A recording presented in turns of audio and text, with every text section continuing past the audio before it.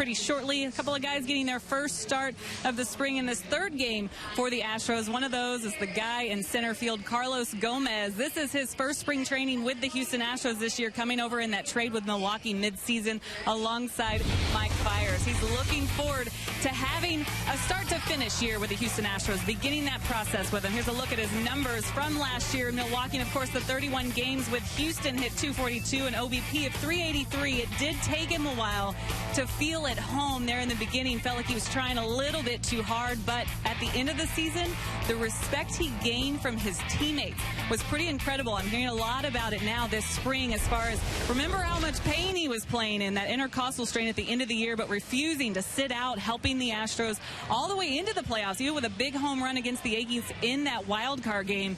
The pain he was in is something none of us will know just how hard it was for him to swing. As far as this year in spring training for him, this is his 10th spring training, or big league spring training, big league year for him. So definitely a veteran. But AJ said one of the things they want him to do is tone down his swing a little bit. Guys, I know you probably have some thoughts on this as well, but just to get a little more under control, especially keeping that intercostal healthy this year as they look to move forward. But an exciting time for him to be on the center field. We know the energy that he brings, and definitely an impact when he came over, Browning Blum. Yeah, you're right, Julia. And a lot of these hitters have been working on the swing. You talked about that a little bit yesterday, Jeff Blum, their bat path, all these nuances of hitting a baseball here in the early going before these games started 2 days ago. Yeah, the game's changed a little bit. When I was with Harry Spielman here in 02-03, he was one of those guys that say, boys, just figure out how to swing as hard as you possibly can. So now these guys are doing it with a little more concerted effort. They've broken it down. They know attack angles. They know launch angles. They know how long it takes their bat to get from the starting position to the contact point. So there's a lot of things going on now down there. Dave Hudgens is doing a great job working with these guys, but really an intricate science of hitting, and these guys are working hard and do it in spring training. You don't want to be doing these things during the season. As the Astros are in their bench area, they now take the field, those starting players, and we take a look at the starting players for the New York Mets today. They are 0-1 with one tie in the first couple of games. Ty Kelly is their center fielder. He's followed by shortstop Ruben Tejada with Michael Conforto in left field. Travis d'Arnaud is the DH today. At first base is Dominic Smith with Wilmer Flores at third base. Kevin Plawecki is the catcher. Eric Campbell plays right field. Dilson Herrera is at second base for manager Terry Collins, who managed the Astros from 94 through 96. And it's Colin McHugh, who had that start with the New York Mets. Then he was with the Colorado Rockies and really has blossomed in a Houston uniform, going 12-3 at home last year, Blummer. Yeah, he was in a great spot last year, being on this Houston Astros team. Following up Dallas Keuchel's strong performances, had himself 19 wins total all of last year. The thing for me that's interesting, though, is that ERA close to 4 at 3.89. But what a better team for a guy like Colin McHugh to struggle just a little bit. I say just a little bit because you see the home numbers are doing quite well, but the offense really picked him up last year. Here's the club on the field with him. It's a front line starting outfield today for A.J. Hinch with Colby Rasmussen left field, Carlos Gomez in center, George Springer in right. On the infield, we look at the prospect guys. Colin Moran at third, Alex Bregman at short, Nolan Fontana at second, and A.J. Reed at first with Max Stassi, the catcher, for Colin McHugh. Yeah, I appreciate A.J. Hinch looking out for us and giving us a chance to see some of these guys that we've been reading about, hearing about. Now we actually get to see them up close and personal. Got to meet Alex before the game. Seems like a nice young kid. And all the reviews on all these guys, even from within the organization, have been real good. We talked about Jeff Bagwell being in camp, working with some of the first basemen who have a chance. That's Colin Moran at third. But one of the things that stuck out in talking to Jeff Bagwell about first base is when he mentioned A.J. Reed, he said he has good footwork. And good footwork is the key to being a good defender. So we'll get a chance to look at that today. It's going to be an exciting afternoon for Astros fans who have been starved for baseball for the last several months. A lot of folks probably were working yesterday, may not have been able to catch that first telecast, first of 10 here on Root Sports. And we have a shot here from the blimp. The DirecTV blimp is with us today as Colin McHugh throws ball one. We don't normally have a blimp in spring training games, Blummer. Must be one of those New York teams in town, huh? Well, we have a couple more blimp games coming up, we're told. Like it. Ty Kelly leading it off, and he rolls one foul. 1 ball, 1 strike. How would you feel about calling a game from there? Actually, that looks like the press box in Washington, D.C. I thought you were going to flash back to the time the New York Mets were in the Astrodome. Oh, no. And their broadcaster, Lindsey Nelson, I heard about this. Did a game from the top of the dome, suspended from a platform. That is insane. That's kind of a weird angle. You don't want to drop your pen on the second baseman's head. Yeah, that's a good point. Or drink too many liquids before the game.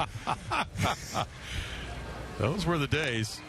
And that is a strike call. The home plate umpire, Ramon De Jesus, rings it up. Colin McHugh has really become an expert at exploiting those different parts of the strike zone. He likes to pitch up effectively.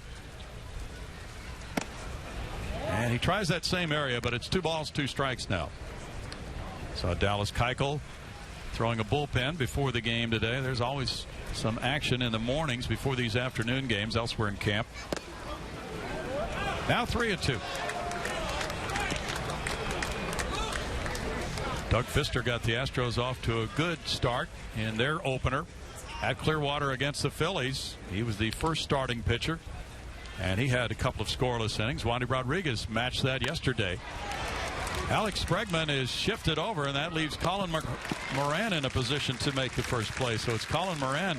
You talk about an overshift. Wow. Yeah, that was a big one on the leadoff hitter, no less. And a guy who's really unknown to the Astros, Ty Kelly. So they had that pretty well booked, didn't they? Yeah, I don't think anybody is unknown in this day and age. There are too many bloggers, pseudo scouts, and all this analytics going on. So there's plenty of scouting reports out there, and Astros on that leading edge had some advance notice on Ty Kelly. Ruben Tejada puts one in the air deep to center field. Gomez, who came up with the Mets, is there for out number 2. You know, Terry Collins and A.J. Hinch both talked about that before the game today. With all the shifting in the game now, with all the advanced scouting that's available, that has had a lot to do with the effect on lower batting averages here. And Terry Collins said, also, don't forget the relief pitchers who come in and throw 95 miles per hour, almost all of them. Oh, my gosh. That was another conversation I had with Jeff Bagwell as you get a blimp-sized view of that shift the Astros are employing. But that's the one thing that has really changed the game is those guys coming out of the bullpen are absolute flamethrowers. It totally changed. And Jeff Bagwell, myself, Brad Ausmus, we all kind of had similar conversations that we knew the game had gotten a little past us when every guy coming out of that bullpen is bringing the noise. Michael Conforto was a rookie left fielder last year. He had been a first-round pick by the Mets, and he came up from Double-A Binghamton July 24th and helped the Mets to a .270 batting average, 9 homers, 26 runs batted in for 174 bats. That gave him a .506 slugging percentage. And he hit a home run in the division series as well, and a couple more in the World Series. So Michael Conforto now has grabbed this left field spot for the Mets. In the minds of many people, he will be their opening day left fielder. Not a bad option.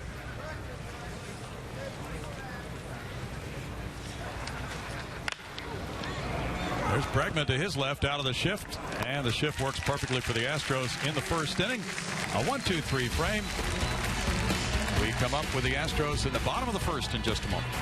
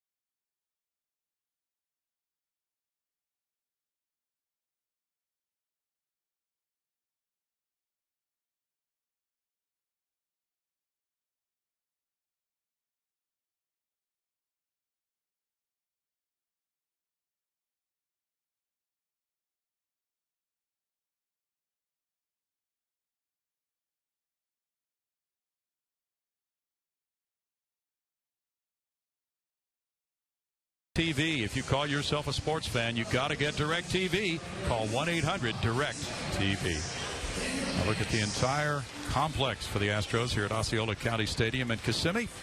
The Mets were out 1-2-3, so you can see from that all the practice fields they can use during the morning, and then the minor leaguers will be coming into camp in a few more days, so those fields will all be busy. Here's a look at the Astros lineup for A.J. Hinch. George Springer in right field, Colin Moran at third base, Colby Rasmus left field, Carlos Gomez center field, A.J. Reed first base, Jason Castro the DH, Alex Bregman at shortstop, Max Stassi the catcher, Nolan Fontana at second base. And we look at a young pitcher, Robert Gazelman, a 13th round pick of the Mets in 2011, who put up some very good numbers last year between Class A St. Lucie and Double A Binghamton. Also, joining him on the field, we'll look at the Mets defensively. Ty Kelly's a center fielder. He's flanked by Michael Conforto in left, Eric Campbell in right. Around the infield, it's Flores, Tejada, Herrera, and Smith. Gazelman works to Plawecki. And George Springer moves in. He had a nice day in Clearwater on Thursday, going 2 for 2. Pair of doubles for George, and he takes the first pitch for ball one.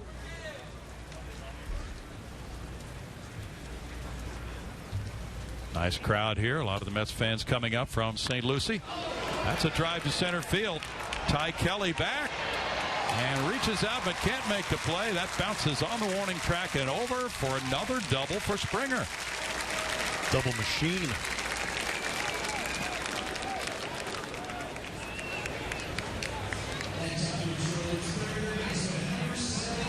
George feeling that groove pretty early on here in spring. Yet another double. Good guy. He's definitely one of those guys that A.J. Hinch, you could put him in that 1-2-3 hole, not only because he could hit there because he has the pop, but what a luxury having a leadoff guy that's able to put himself in scoring position on his own. So 3 for 3 with 3 doubles. Springer at second base, and Colin Moran is the batter. Moran takes a look at strike one. He was a big part of that trade with the Miami Marlins. Many players involved in that deal. He settled in and played third base last year at Double A Corpus Christi. He has a line drive hitting style. And he takes a look at that one. 1 ball, 1 strike. The Astros minor leaguers, and you'll see several today with the numbers that they compiled last year, has some high batting average, high on base average type players.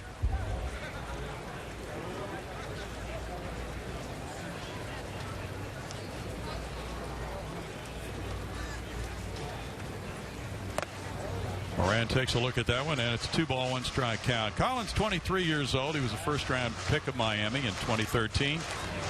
Last year he wound up hitting .306 and had 67 runs batted in for the Hooks. He had surgery on a fractured jaw. He was sliding into second base, and the throw from the outfield hit him in the face. So that certainly derailed him. 3-1, but he has that history of hitting for a high batting average. He's known as a pure hitter with an advanced approach. He does have some pull power, but hit 9 homers last year in 96 games. Got himself in a good hitting count now. From July on, Blummer, he hit .333 with a .416 on base average. And he smacks one into right center field. Springer will head for home to make it 1-0 Houston on the RBI single by Moran. On his first at bat of the spring, Colin Moran comes through. Pretty solid AB for the 2-hole hitter Colin Moran. After all the accolades you gave him and the knowledge of the strike zone that Colin Moran has and the ability to make contact, put himself in a good situation on that 3-1 count. Such a joy to be a left-handed hitter with a guy at second base less than 2 outs, because it's not easy to roll over, but it is much easier to pull the ball. Now it's Colby Rasmus. Colby takes ball 1. Oh, did he become a fan favorite in Houston last year, Blummer? Oh, did he ever. Endeared himself to those Houston fans. He fit right into the Club Astro atmosphere. This is his first plate appearance of the spring. He looks at a strike, and it's 1-1. 4 homers in the postseason for Colby. No, he was a one-man wrecking crew.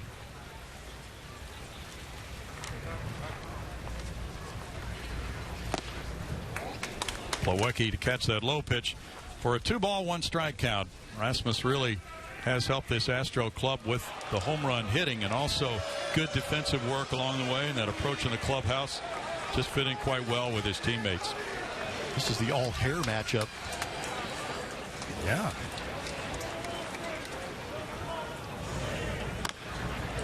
Just looking at where he started that bat, Plummer, that's an unusual starting position. Of course, that doesn't mean a whole lot, but he has that bat just about parallel to the ground before he gets ready to hit. And it really doesn't mean a whole lot for me when you're talking about a guy like Colby Rasmus, who in his career has been one of those guys that is not afraid to make an alteration to that setup when he's in the box.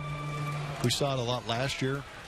I think early on he was almost stepping out of the box in the front. He was up so far.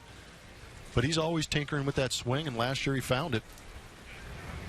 So what would he be doing with that front foot? Pointing it back toward the back of the box, angling it that way, just trying to stay closed? Yeah, I think that front hip might be flying on him a little bit, so you turn that toe in, kind of force that heel toward the pitcher. It'll keep that front hip, and you see the hip shifting on him a little bit right there, proving it. Good swing there. Gsellman was the organizational pitcher of the year for the Mets. He was born in Santa Monica, California, grew up in L.A. area, and he tossed a shutout at Dodger Stadium to win the L.A. High School Championship game in 2009.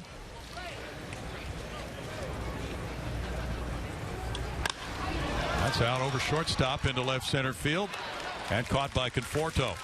1 down.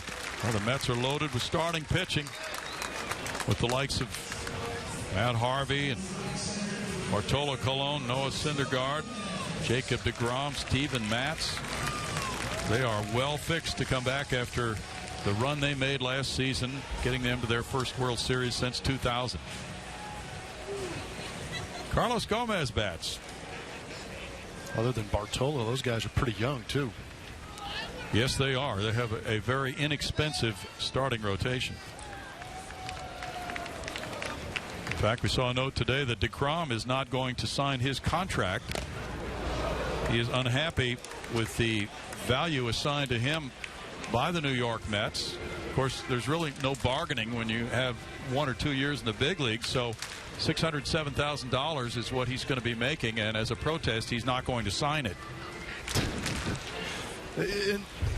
If you don't like it, go play a different sport. This has been in motion for years in the major leagues, and every guy knows it going in. You're successful. If you're gonna make money, you're gonna make money. There's no doubt about it. You keep doing what you're doing, you are going to get paid.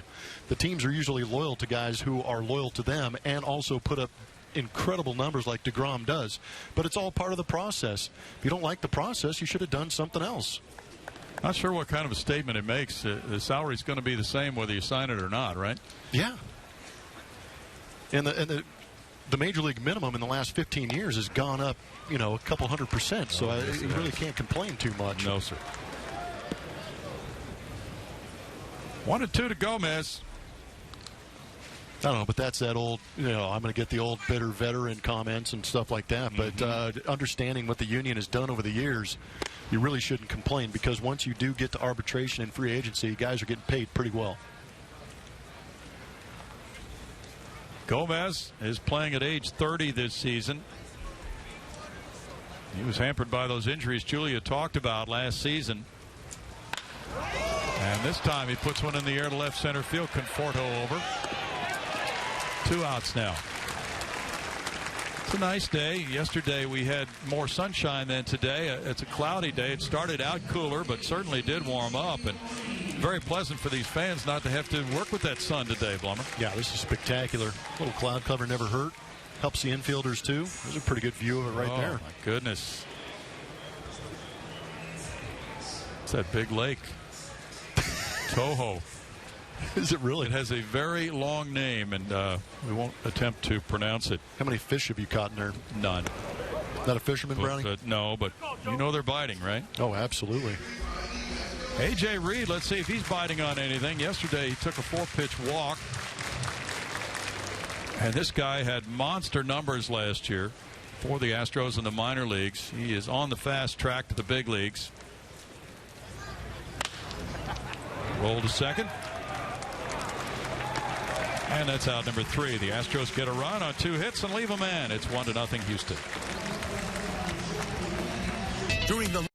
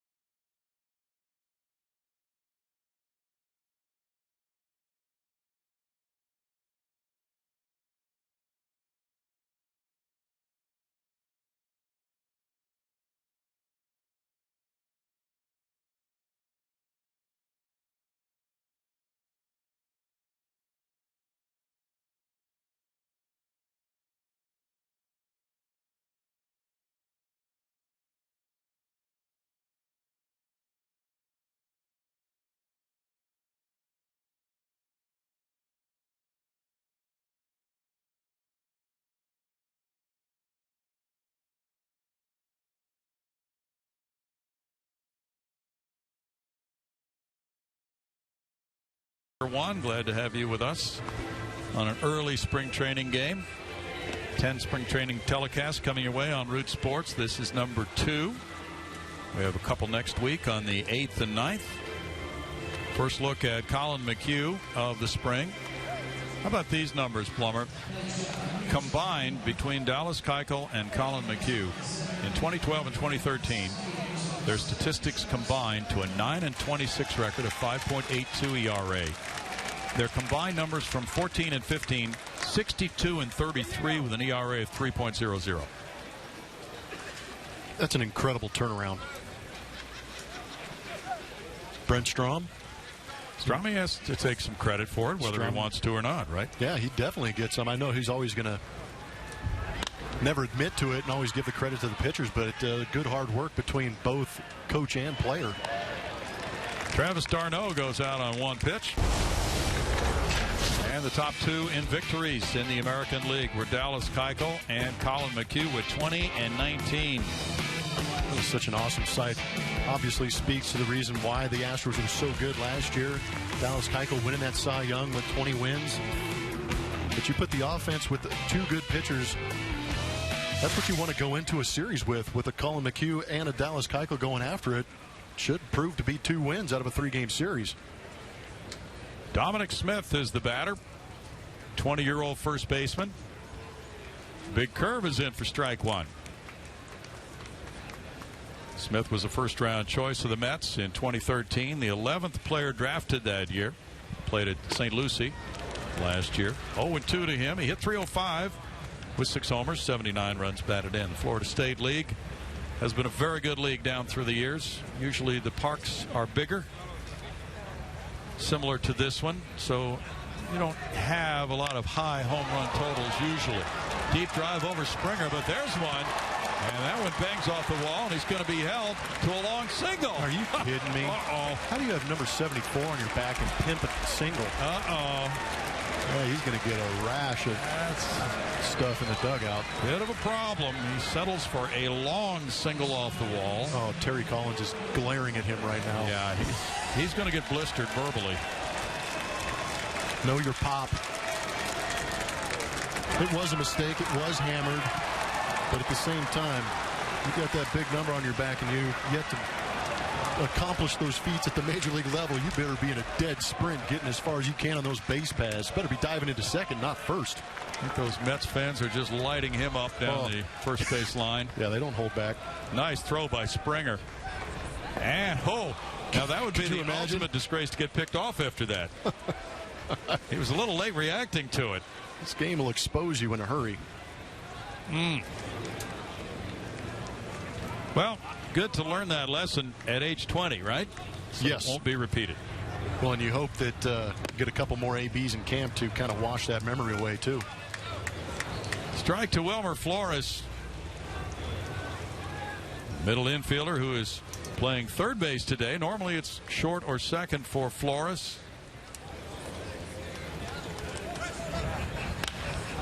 Well, that was quite a saga involving him last year with the Mets. Over to foul ground. There's Springer with the catch in the bullpen area as Flores was crying on the field during a game when it appeared that he had been traded by the Mets. And that was the deal with Milwaukee involving reportedly Carlos Gomez, and then reportedly the Mets looked at the physicals on Gomez and decided not to go through with the trade. So Flores remained a Met, and there was no more crying in baseball from him last year. Very well said. What an interesting just chain of events. Yeah. Kevin Plawecki, the batter. And the throw goes over. But what a marvelous year for the Mets. And Terry Collins talked about it before the game today. Making it all the way to the World Series, losing to Kansas City, but just so surprising what they did. And they were right around 500 there in July when they made the trade for Yoenis Cespedes, who made a world of difference in their club offensively. Fly ball to Springer's left. To end it in the Mets second. No runs, a hit, and a man left. 1-0 Houston.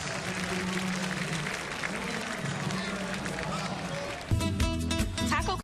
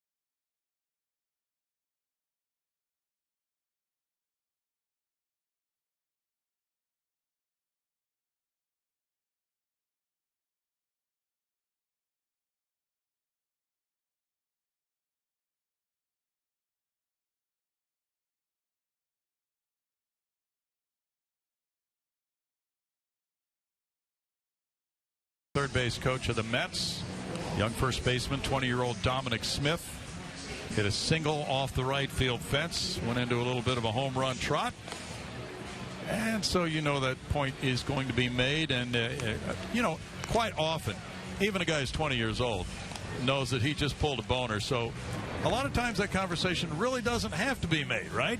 That's what I was actually just going to hit on that, because you could see it in his eyes when he's walking back. He's like, I know, but that's one of those things in sport, in business, you know you screwed up, but management has to let you know. They have to reinforce that that is not how they perform in that uniform. It is their job to go out there and hustle hard, but it wouldn't have been Tim Tuffle's job. You know, it needs to be Tim Tuffle's job to go over there and say something.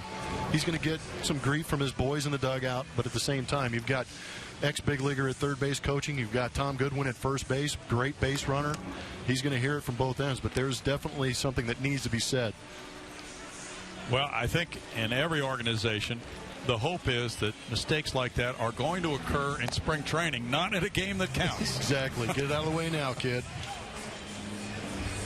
Jason Castro leads it off for the Astros here in the bottom of the second inning. Jason is DHing today. And that's a good plan, because as a guy who's going to be squatting a lot behind home plate this coming season, they're going a little bit easier on his legs here in the first stage of spring training. This is his first game appearance. He smacks one off the glove of the shortstop and on through. Tejada tried to make the play. Now he gets by the center fielder, and Castro is into second base. Hit that one on the button in his first at bat of the spring. And if anything needed to be improved on Jason Castro's game, it is on the offensive side. He'd be the first one to admit that. And he's out there working. You said he was working out with Hudgens out there trying to create a better bat path to the baseball, and right now it looks pretty good.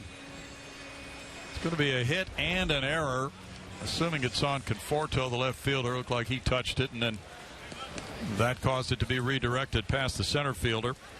Now Alex Bregman. He was the first-round draft choice last spring of the Astros from LSU, taking strike one. He was the second player drafted overall. He is 0 for 2 in the early games. Two-time All-American shortstop.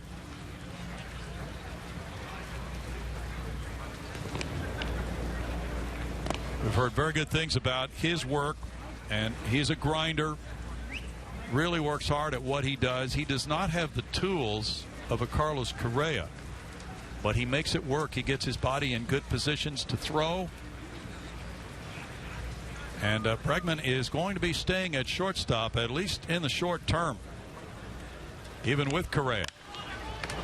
Fly ball hit to right field now, and it's Eric Campbell for the catch. The Astros home opener is Monday, April 11th, when the Astros take on the Royals at Minute Maid Park. Tickets are on sale Monday, March 7th. Don't miss your chance to see the Astros kick off the season. For more information, call 1-877-9-ASTROS or visit astros.com/opening day. Against the world champions. What a way to start. Yeah, you start the season in New York against a team you beat up on to face those guys in the playoffs, and then just go ahead and bring them into town. You bet. Max Stassi's 1 for 3. Got to play against his brother in the Phillies organization in the opener on Thursday in Clearwater. There's strike one. Max trying to cement the job as the backup catcher on the Astros to Jason Castro.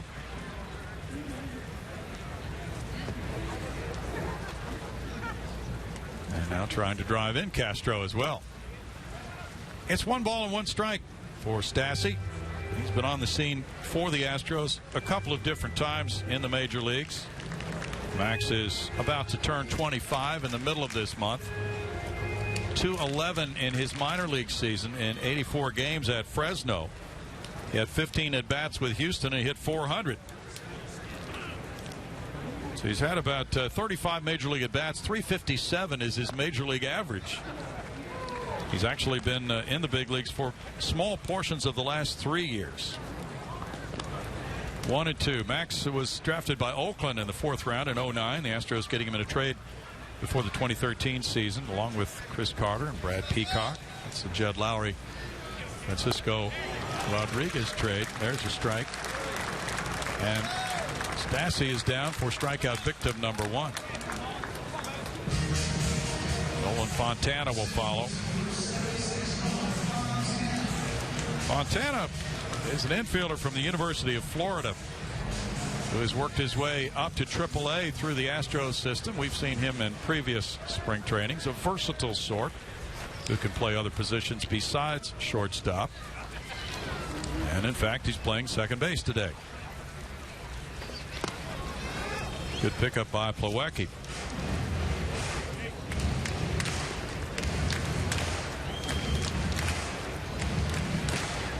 .369 on base average. As you see the hits and strikeouts, he's a player who has walked quite often in the past. It's a big part of his game. Astros have a lot of those guys in their minor leagues. Plate discipline.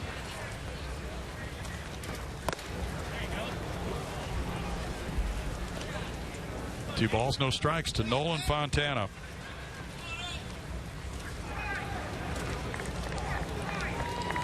Nolan's going to turn 25 in June. He was a second-round pick in 2012.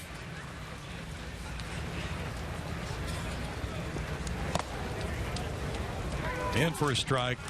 He defines sure-handed play on the infield. He made just 23 errors in 3 years at the University of Florida. His grandfather was a great major league pitcher, Lou Burdett, who won 203 games. Not bad.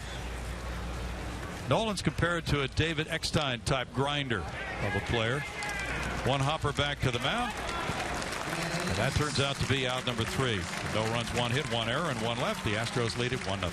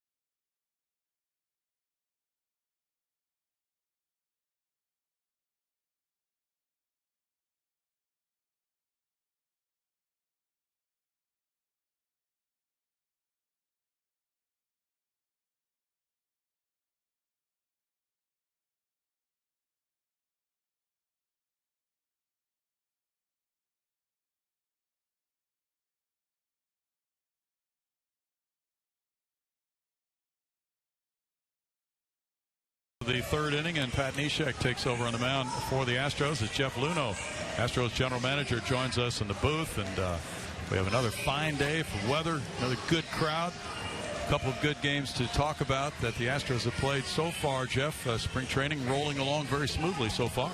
It is. We're playing good, clean baseball. We're getting a chance to see all of our players. We've got a lot of guys in camp, and so everybody's getting a chance to play games right now. Starters only going 2 innings, so we'll see every pitcher a couple of times. But everything's going well so far.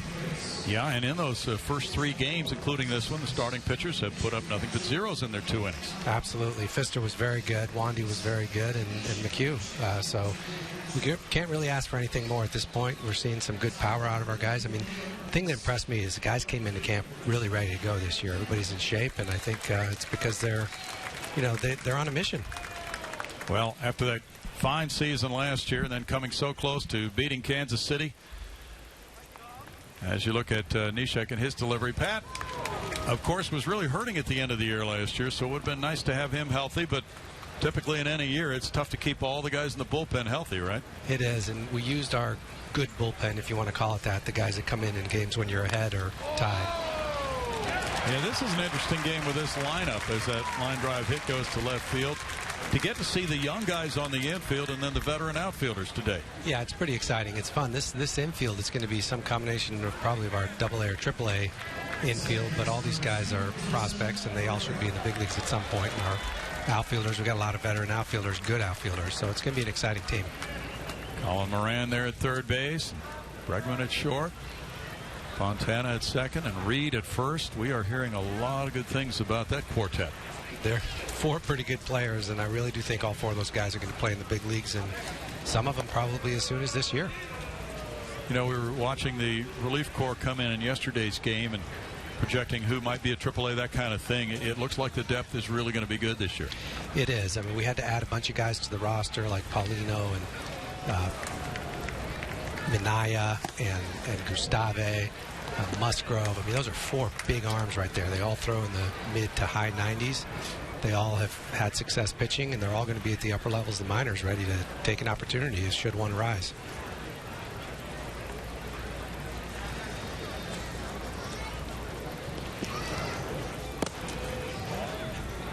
And, of course, this bullpen, which was so strong last year, suffered a few effects there from about mid-September on, but that is a lengthy season for relievers who are pitching 60 times plus. But yet, you didn't see the 75 and 80 appearances by guys in the bullpen either. No, that's true. And, it's hard for these relievers to be consistent all year round. They're coming in tough situations, especially when you have, like Neshek, a little bit of a odd delivery. Everything has to time out perfectly. But, he did get a couple big outs for us in the playoffs, and he's going to be great this year. We're really happy to have him. Well, good grief, he was growing a 6th toe down there with that bone he had in there. Wow. So it's glad to see him healthy. And I think that's another thing coming into spring training. You've got to be ecstatic about the fact that these guys came in not only prepared but healthy. No question. I mean, I read the transaction report every morning and the report about what's going on in other camps around baseball, and guys are dropping like flies. We've been very fortunate, knock on wood. Our guys came in prepared, healthy. Any issues they had, they got taken care of this offseason. Do you have any concerns about how long spring training actually is for these guys, and how do you handle the exposure these guys get in order to avoid those injuries popping up? It's definitely a concern. It's a long spring training, especially the amount of work they put in before they even get here, and there's a lot of games that we play. AJ does a real nice job, though, of keeping guys rested. See the throw to second base, put that one right on the back for a strikeout throw-out double play. That's his second runner thrown out this spring, I believe.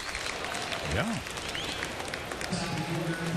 The defensive play was good for this club last year. That's a big part of what this team was able to do, Jeff. No question about it. In both infield and outfield and catching, you need to have good defense, and obviously want a gold glove at the pitching position as well. That's huge for us. It's huge in this league. We've got a lot of ballparks we have to play in where there's a lot of ground to cover in the outfield. Minute Maid is a huge center field. So the defense of the outfield, the guys in the infield, what they were able to do, and Jason and the rest of the catchers, that's a big part. You already have an advantage if you've got that kind of defense. Well, and it's great because the pitching staff isn't that powerhouse pitching staff that's going to go out and strike out 250 guys a season. But what a luxury for those guys to be on the mound. If they don't have their A-plus stuff, they can still pitch to contact and know those guys are going to make plays. Yeah, no question about it. I think we had the lowest velocity of any of the top pitching staffs in baseball, but the reality is these guys have confidence. If you get the guy to put the ball in play, someone's going to make the play behind you, and that's what happened all last year. And that velo should tick up a few notches with Mr. Giles joining the bullpen crew. No question. Rasmus, with that one over his head, will go back to play that one off the wall. The outfielders are working on these relay throws back in today, and that's one of the many things that we see throughout spring training, Jeff, to take care of those details. No doubt, and what our fans don't see by watching these games on television is the fact that all morning long they're out there doing drills, defensive drills, and they do them every day, and they've been doing them since we got here in mid-February. So those details matter. We've seen it every year in the playoffs, but the details that you practice now are the ones that end up mattering in October.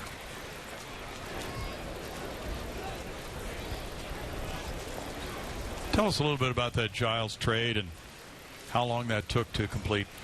It took a while. We had looked at some relievers over the course of the summer and came close to acquiring a couple of the late inning relievers that we really liked. But, you know, we saw what Giles did at the second half of last year after Pavel got traded. Really liked him. Our scouts really liked him. When the Phillies decided that they would make him available, you know, we really matched up well with them because we had a lot of players that they liked. Obviously, you know, giving up Velasquez and Appel, you know, one of our early picks from last year, that was tough to do. But at the same time, Giles is a guy that could be here for a long time. I mean, he's still early in his career, and if he continues to do what he did with Philadelphia and develops the way we think he's going to, this guy's going to be in our bullpen and a big part of it for next 5+ years. That was really the key, wasn't it, to be able to give up that kind of a package, but know that you had the 5 years with him. If you had only had 2, that would have been totally different, wouldn't it? No question about it. And some of the other guys we had talked about, there were only maybe rentals or for 1 year. And knowing that you've got a guy who can be in your bullpen for a long term, that makes a big difference. Well, your buddy Carlos Munoz with a big play, Blummer. That was a lifesaver down there. Yes, it was. The fans appreciate his work, yeah. He might be the MVP of the first couple innings of this game. From a standpoint of a fan, I know you love spring training, Jeff, to be able to sit out on a nice day and watch a game in a leisurely fashion. But from a GM standpoint, that's what we're going to ask you about as we get back to action. Do you have another half inning to stay with us? Oh, sure, no problem. All right, we'll get right back to it in the bottom of the third with a score 1-0 Houston.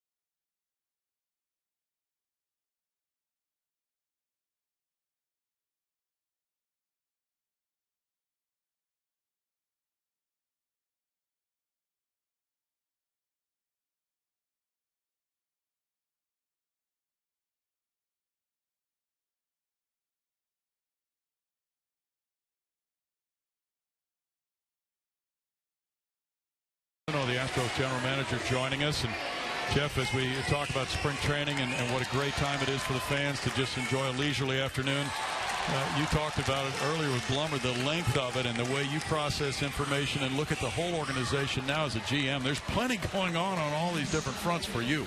There is a lot going on for both the people in the front office, the coaching staff, the business operations folks.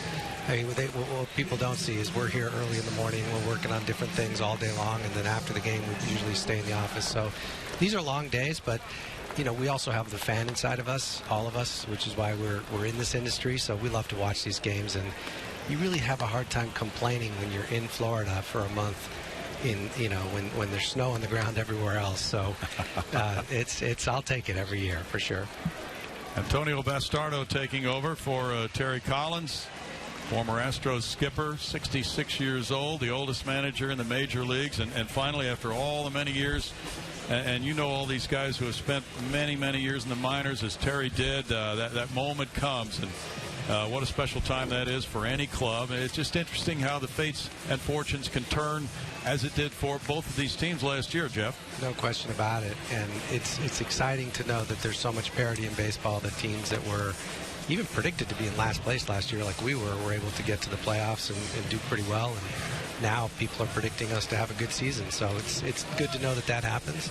And I'm happy for the Mets. I'm happy for Terry Collins. I think Brett Strom was on his staff back in the day with the Astros. And, you know, it's funny to see how these things turn into different situations 15 years down the road. It really, really is. And that was a very interesting World Series. I thought the Astros-Royals series was extremely interesting to people. And, well, that Kansas City club hits fastballs.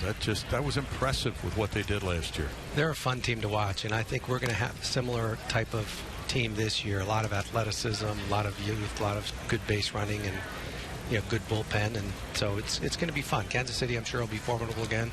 Our division's going to be tough, but the Astros are no longer going to sneak up on people. I think they're expecting us to be good. Well, as we watch Springer here, and you talked about the athleticism, he certainly personifies that. Are you a little worried sometimes that he refuses to dial it back when it comes to going into an outfield wall to catch a ball? Depends what the situation is, and if it's a game-winning catch, I'm all for it. Springer's always going to play the game hard, just like Gomez does. That first swing he took looked like he came out of his shoes. These guys, they're such competitors, and that's what makes them great. So you run a little risk of injury here and there, but, I'll take it all day long. I'd rather that than the guy that just jogs down to first base. Well, the catch he made to rob that grand slam in Arlington, Texas was absolutely amazing. That was, at that point, I thought that was going to be the highlight of the year. Little did I know we'd put up a whole bunch of other highlights. No doubt, right? And that was what I think surprised so many people, because the Astros were in first place for so long, and as the season wore on, there were expectations from out there that they would fade, and I would think that would be one of your proudest moments, that they did not fade. It is, and I think a lot of credit goes to the players and the staff, and the fact that they came every day wanting to win that game and not worrying about what people were saying. And we had a long losing streak right before the All-Star break, and then we had some struggles in September, but they had the fortitude to make it through, and we had other players that we could put in there and mixed and matched. And a lot of unsung heroes, guys like Marwin Gonzalez, who ended up with somewhere in the order of 400 at bats, 350 to 400 at bats. And this guy was not a regular, but he was there to step in when other players were struggling, and he did a tremendous job. That's an excellent point. Springer drawing the walk. Now Colin Moran coming up. As you look at, we talked about it earlier, Jeff, before you were with us, but you look at the Morans of the world, A.J. Reed. These are high on-base average guys. Bregman should be that kind of a player. Fontana. It seems that the culture now, and a lot of these guys at the major league level probably aren't going to change a whole lot. They're pretty well ingrained as far as their habits go, but it seems that this whole new crop is coming. This may be a totally different type of offense 3-4 years from now. I think it will be, and I think it'll be complementary to the power, speed, strikeout type of offense that we've had out there the last few years. I mean, these are guys that we've drafted or traded for. We've been involved in their development, and I love what they bring, because we're going to have guys that are going to be able to get on base, but they're still going to be able to drive in runs and play good defense, and that's going to be complementary to the rest of the guys that we have already.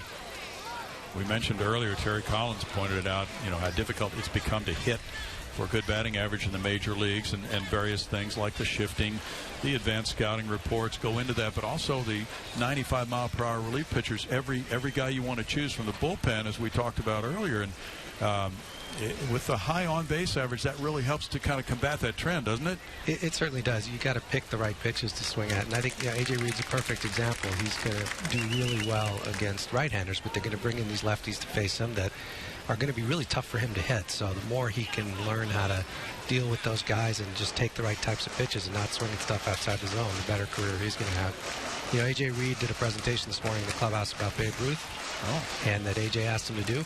And it is amazing. Babe Ruth's career batting average, I think, was over 340. Yeah. That just doesn't exist in this day and age. True. Well, that's a good little technique that A.J. brought to the clubhouse last year when he took over as the skipper. He's done a great job of making the young players feel comfortable. They each get to stand up and talk about themselves a little bit, and usually assigns them a little project or an outing with one of the veteran players. And so it's created a really fun, good culture in there, and everybody gets to know each other that way. We talked with Carlos Correa during yesterday's game about how comfortable he felt in the big league clubhouse a year ago in spring training. And that has certainly paid off at the major league level. No question about it. And a lot of these guys that are... They got Springer. A lot of these guys in the clubhouse for the first time this year, just getting comfortable. But, they may be back with this group in June, July, August, September. You never know. Mm-hmm. And it's so different, as Colby Rasmus has pointed out, from his rookie season with the Cardinals. Of course, things have changed in baseball, but it seems that you have established with a conscious effort this attempt to welcome rookies to the team and treat them more as equals than a lot of things have gone in the past in Major League Baseball. And it's important because we're building our whole organization on youth and good young players, and if they don't feel welcome when they get here, they're not going to give you their best effort. You're not going to see what's making them great. And I was there when Colby came up with St. Louis. It was a different environment. There were a lot of veteran players there, and he didn't feel that comfortable. And there's nobody to blame on that, but I just think in our situation, we're relying so much on the productivity of these young players that we need to make sure that they feel welcome and that they contribute as much as possible. What a great thing for Colby to come back for the qualifying offer this year. It really was. I mean, he had a great year for us last year. For him to be able to come back, and he's so comfortable right now, and I think he's going to have a monster season. I really do. Moran with a fly ball to left. Conforto over. 2 down. Well, we've certainly seen an increase in season ticket sales over the winter. The crowds for Fan Fest were absolutely fantastic. Interest is running much higher, and it probably makes it feel a whole lot more worthwhile for you, having suffered through the tough times, to see this happen now. It does. I mean, we knew we were making progress, and we knew this day was coming, and maybe it came a little bit faster than we anticipated, but I couldn't be more happy, mostly for our fans, because there's so many fans around Houston that love baseball, around the country that love the Astros, and they're getting a chance to really enjoy one of their favorite pastimes. I've seen, even here in spring training, more and more orange shirts this year than I've ever seen before. More excitement, more people looking for autographs, more people coming to spring training, and the same thing's going to happen in town when we get back. Strike one to Rasmus. Well, with promotions like the Rasmus bobblehead doll with the goggles, that helps to add to the fun element of things this year. Absolutely. We had a good Gaddis one last year. There'll be a Rasmus one, and it'll be fun. Those are really fun giveaways. How is Gaddis doing? He's doing well. I think he's on track to be physically ready to play at the beginning of the season. And the question is whether he'll have had enough at-bats at that time to put him right in as our DH. So, but he's working hard. I mean, he's so anxious to get back and help out, and it'll happen. He's going to be great. Well, Gaddis would like to really do some more position playing this year rather than just DHing, maybe some left field, wherever he's needed, and it's nice to have that spirit when he comes to camp as he did. No doubt, and I think had he been healthy, we probably would have tried him out at catcher a little more. Not tried him out, he's been a catcher in the big leagues, but had him catch a little bit. I think he'll get a chance this year to catch a little bit for us as well, and I think that'll be important. Smack foul, still 1-2. Well, we've seen good young catching talent in the first few games, and I think they're pretty well stacked up in the organization right now, Jeff. They are. We've got a lot of good catchers. The guys on the roster right now are Stassi and Gonzalez, who we just added. We got Pena from yesterday. We got Heineman. There's going to be good catchers. They're going to be options for us, and it's nice that we have that backup spot. Stassi's obviously going to get the first look, but it's nice that we have that spot so these guys feel like they've got a chance to play in the big leagues.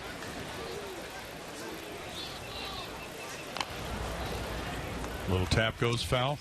The American League West, according to Baseball Prospectus, will be a very tightly bunched division this year. How do you see it? I think the American League, from top to bottom, is going to be very tightly bunched, unlike the National League. I've never seen a bigger difference between the two leagues. This might exist this year.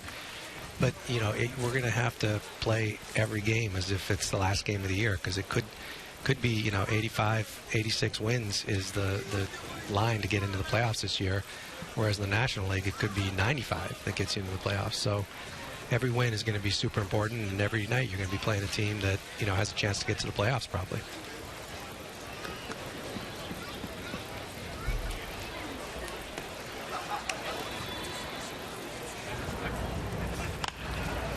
We'll roller to first. Rasmus is retired. Jeff Luhnow, thanks so much for joining us. Have a great spring. Sure. Thanks for having me on, guys. 1-0 Astros after 3.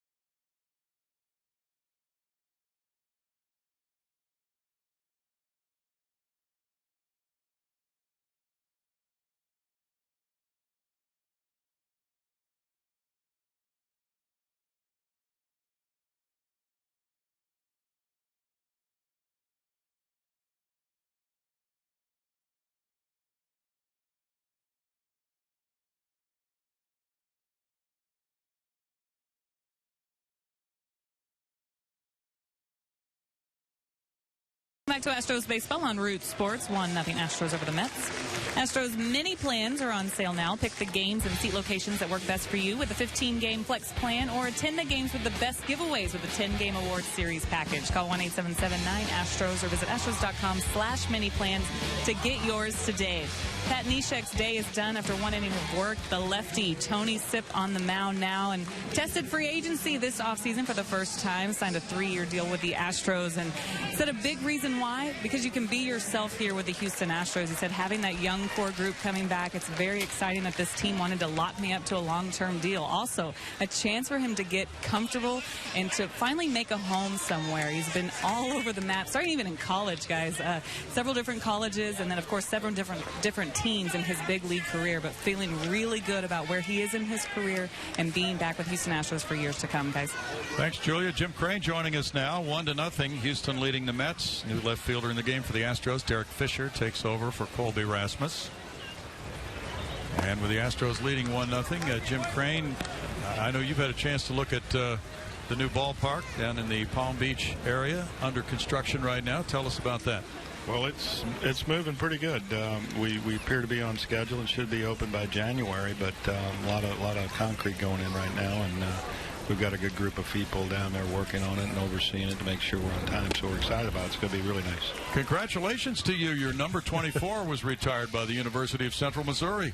Well, that was a lot of fun yesterday. We got to put in a new synthetic field, so they'll be able to play a few more games up there, and I always try to give a little bit back to young kids. Some of them get in the major leagues from that D2 level, so got to stick with the mules. Yes, sir. No balls, 2 strikes as the Mets bat here in the top of the 4th inning. Is this your first game that you've seen in person with the Astros so far this spring? The first game I've seen, I came up and talked to the team when all the players were in, I think on the 23rd, and it was a nice feeling in the locker room. We got a lot of good players in the locker room, a lot of good guys that may be ready to play, that going to be fighting for a spot here. Nice to have that kind of competition, and certainly with the strong minor league season with the 7 playoff clubs last year, that leads up to an exciting organization for the fans to watch, whether it be in Houston, Corpus Christi, Fresno, or wherever it might be. Well, Jeff and his group have worked hard, and we took over 4 years ago. The minor league system was kind of at the bottom of the barrel, and now it's kind of at the top, and you're seeing a lot of those young, exciting players come in, and we'll continue to stock it and focus on the minor league system, have productive teams there, and then work them right up here to the big leagues.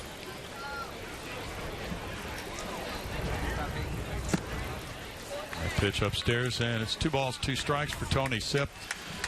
Isn't it incredible to look at all the good young talent coming up to the big leagues? It's just a historic type era with all the players who are 25 or under right now. Yeah, I was telling a couple of my buddies over there that we've probably started with a couple guys on the field that that may not make the ball club, that could start for another big league team right now. Yeah. That's a strikeout for Tony Sipp as Conforto goes down. The depth makes a lot of those trades that much, not much easier. I mean, you're losing good talent, but it makes those trades a little bit easier. Were you happy with how the offseason went with the additions you guys did make?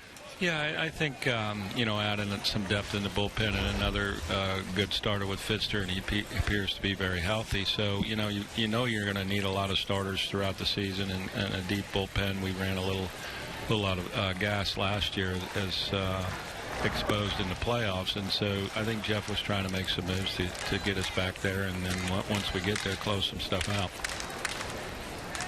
Well, we've seen the increased interest certainly in the season tickets, and we talked with Jeff Luhnow about the big crowds for Fan Fest, Caravan. We've seen good crowds here for these games, so obviously the fans are primed for 2016, Jim. Well, it's been a long time coming. I apologize for that, but the plan's working. It's nice to see the fans come out, and last year was a lot of fun to see that stadium rocking again. We want to get that back there again next year. I know you never know when you put the players together on the field about the chemistry and about, it was just such a fun team with what happened in the clubhouse, the way these guys mixed in with each other last year. It's so hard to predict anything like that happening, but it's something the fans have really become attached to, watching them enjoy themselves on the field. Well, baseball's supposed to be fun. It is a game, but, sometimes personalities don't mix. But I think you have to give a lot of credit to A.J., the way he handles the guys and lets them know what's going on, even if they may not be playing, and communicates well with them. And, whether they get to hear what they want to hear or they don't, he's going to communicate and be upfront and honest. And I think a lot of credit goes to A.J. in running that locker room.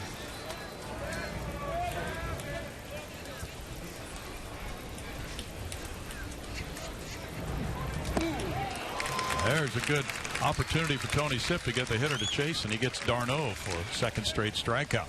It's the best course you played this offseason in golf. Well, there's a lot of good ones. I got to play Pebble Beach Pro-Am and was lucky enough to make the cut this year again with Jimmy Walker, so that was a lot of fun. Get to play on Sunday. But down the road here, we've got to go in at the Floridian, so hopefully you guys will be down there and stop by and see us. It's not too far. Absolutely.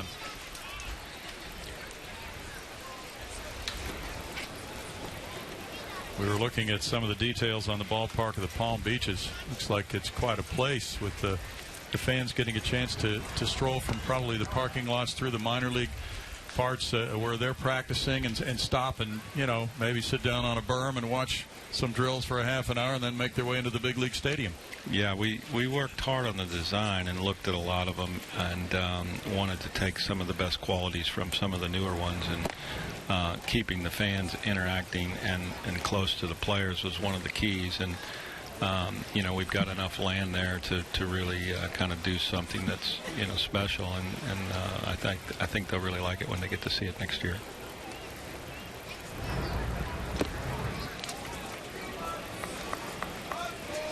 Two 2-0 to Dominic Smith, 3-0 now, as Jim Crane joins us. What's on tap for you next week, Jim? You're going to be in this area? I'll catch a few more games. We've got some folks coming down to the Cardinals game next week when we play down in Jupiter, and then we've got some of our investors in, and we'll be watching the Mets play. I think on the 23rd or 24th. So we'll catch a few games. The weather's really been good down here, and everybody likes to come down to Florida and play a little golf and watch a few ball games. You bet. Golf course right there. Get yourself a twilight tea time after this game. Wow, that'll work. A lot of fans do that. They combine a baseball game with a golf day. Typically, it's a pretty good way to enjoy yourself. Tony Sipp with ball one. Kind of depends on your golf game, doesn't it? It'd be a long afternoon for me. Definitely does. Yes. It's a humbling sport, Jim. Well, if you've got an 18 handicap or better, you're about in the 98th percentile. So that's how hard the game is. Yes, it is.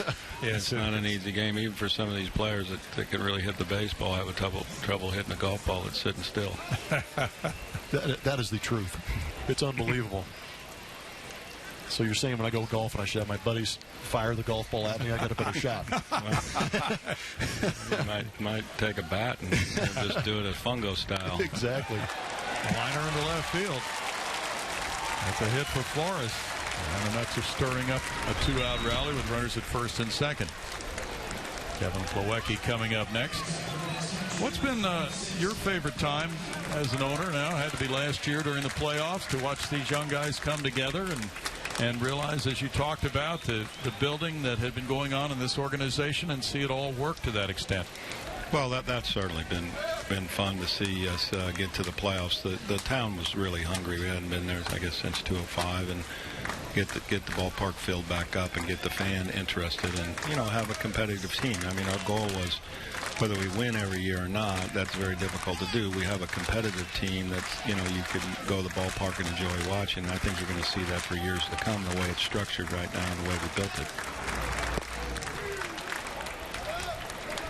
Now, a labor deal is being negotiated with the Players Association probably about now or coming up in the next few months anyway, and it seems that everybody is on the same page in Major League Baseball these days, working together for a better product, the speed-up measures. Anything that you can see that needs to be addressed in particular to make the game better? Well, I think the speed of the game, the new commissioner, Mr. Manfred's been working on. I mean, the games need to move along a little faster. You know, everybody's time is crunched, and, you know, doing the little things to get the games under 3 hours is really good. You know, the international thing is big, too. We're going down to Mexico. They're going to play a game in Cuba. You know, the international fans are very important, and I think at some point down the road there may be some expansion, nothing discussed yet. But the owners are all on the same page. When you sit in the room, you know, they want to, you know, get this contract done. You know, might be some give and take, do some things that need to be adjusted, maybe the draft, maybe free agency, and some of the way those things are structured, and keep the game moving forward. But it's a win-win for everybody, and you know, I know the owners want to get that contract finished, and you know, everybody happy. At the center field, Gomez plays it for the Jim Crane, thanks so much for joining us. Have a good spring, guys. We'll see you in Houston soon. Believe it. Good seeing you, Jim. Take care. 1-0 Astros. Thanks, Jim. Good seeing you.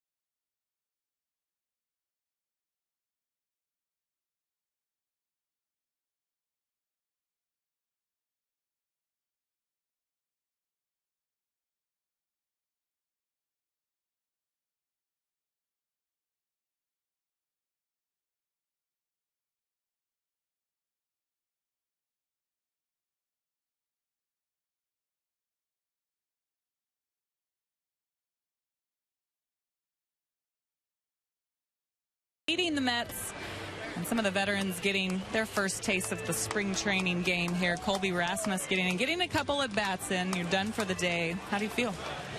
Feeling good. Felt good in those at bats. You know, it's early. Guys are already trying to get us out, throwing us breaking balls and stuff. So to get the timing is kind of tough on what they're going to try to throw. But it's good. We got a good workout in today early. You know, get in the games, get the feeling going. It feels good to come out, get on the big field, you know, with the lines in there, the box painted up. It's a good time right now, and just trying to enjoy this time and getting ready for the season to go out and hopefully have a big year. You were a brand new Astro at this time last year. How much different is the spring training? It's a lot different, a little less expectation last year. This year, trying to focus on some of the little things that we did last year to try and correct ourselves to hopefully, you know, provide more runs, get us off the field, to help these pitchers with defense. Just working things with our mind to try and, you know, build up the game to get more runs. Like I said, the base running, taking the extra bases, all those things. So it's a little different last year. Not that we weren't doing that, but a little less expected of us last year, so they didn't push us as hard, I would say. But it's been good for us. It's been good. Everybody's coming in, great vibes every day. Last year it was kind of like, you know, we don't really know what's going to happen. Could be hit or miss. You know, we could be 20 games under. Who knows? We just kind of go at it blindfolded almost. But this year, it's a good feeling. We know there's going to be people coming after us. We're going to have a big target on our back. That's a harder way to play in a sense because we're going to be getting everybody's A game, kind of like we did at the end of the season. But I think we're up to the task. We got some good players. Like I said, good vibes. Everybody's working hard. Everybody feels good. The confidence seems to be there. And I'm really excited about our team. I can tell you are, and you say a lot. We're always loving on each other. I love that quote by you. What do you mean by that? Is it just a matter of lifting each other up every day? I mean, how do you do this? This is a hard season. For those out there that don't think it's hard, it is a mental grind. It's tough. And to be able to have guys that you can lean on and be friends with and not get bitter with each other every day and just coming into the field negative and not feeling comfortable in the position.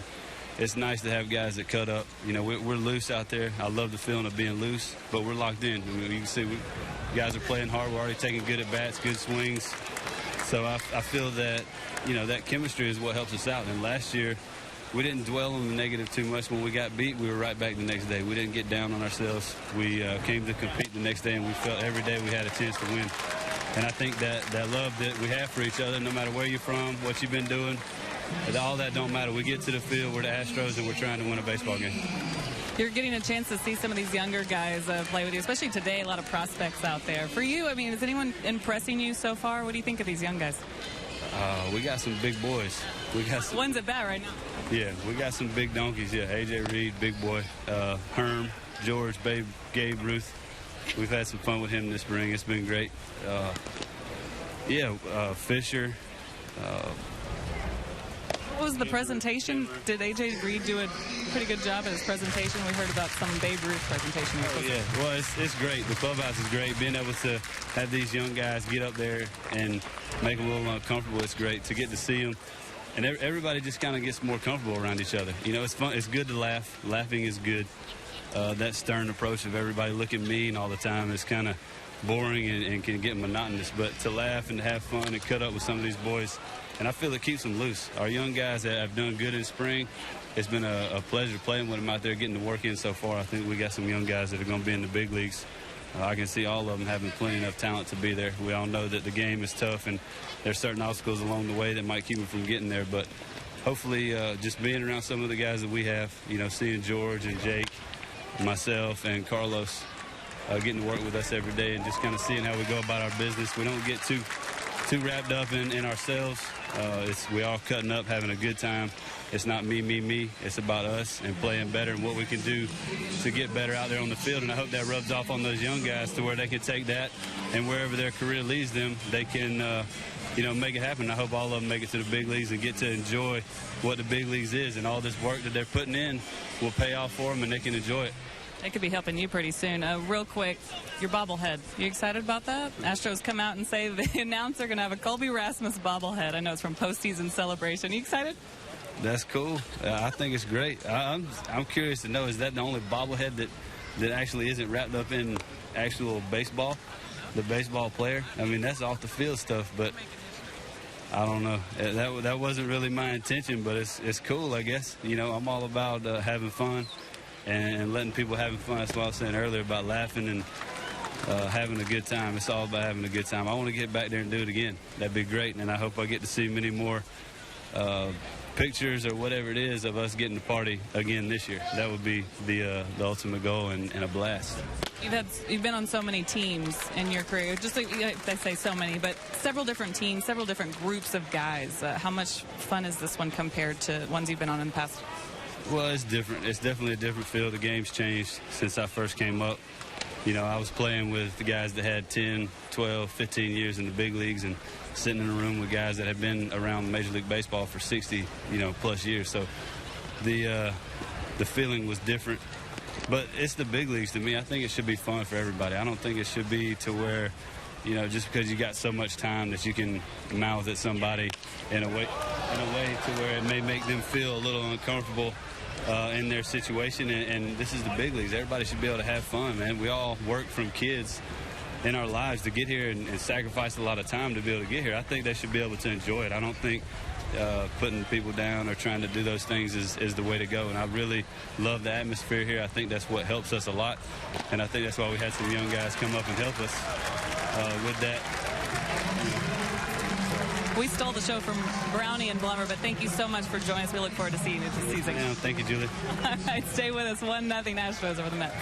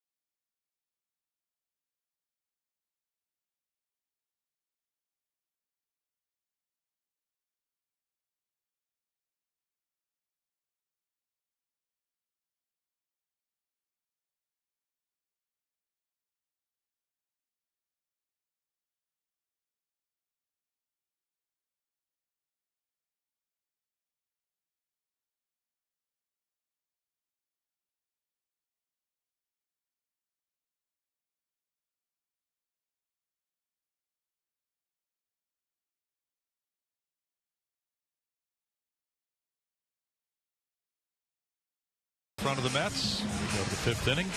And the Astros got their run in the first. George Springer with a double, scoring on a Colin Moran single. That's it for the scoring so far today. Colby Rasmus checking out after going 0 for 2 in his first action of the spring. And that's pretty typical, Blummer.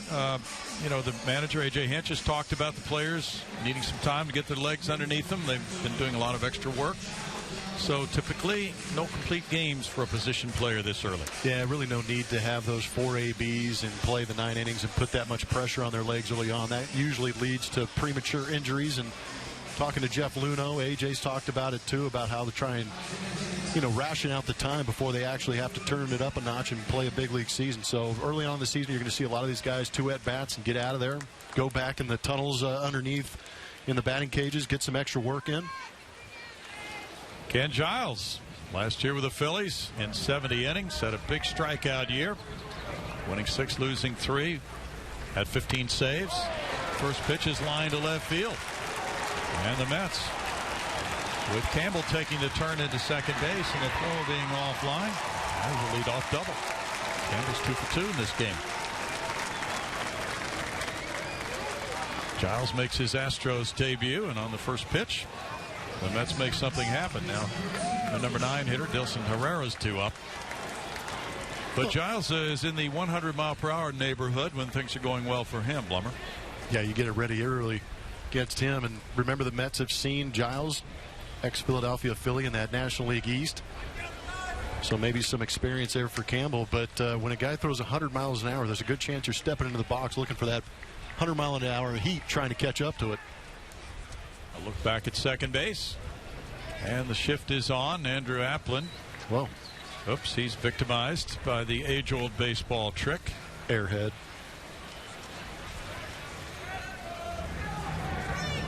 Foul by Dilson Herrera into the seats. It's got to be that guy. I mean, you've got, what, 35, 40 guys in that dugout. Somebody's bound to be the victim. Yeah. But good composure by Lance McCullers and Fires right there. It would not be spring training if that did not happen to a player. Yeah. Got him. The bubble burst.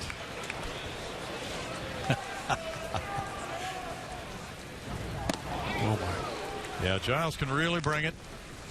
And Ken, 25 years old. He was the topic of our discussion with Jeff Luhnow earlier, after he did such a good job with the Phillies last year, taking over from Jonathan Papelbon. He struck out 87 in 70 innings. Slider is hit out to left center field with Gomez on the run, and that's in for extra bases. The Mets will get a tying run home, and here's a relay to third base. Not in time. 1-1 ball game. Dilson Herrera lines up at third.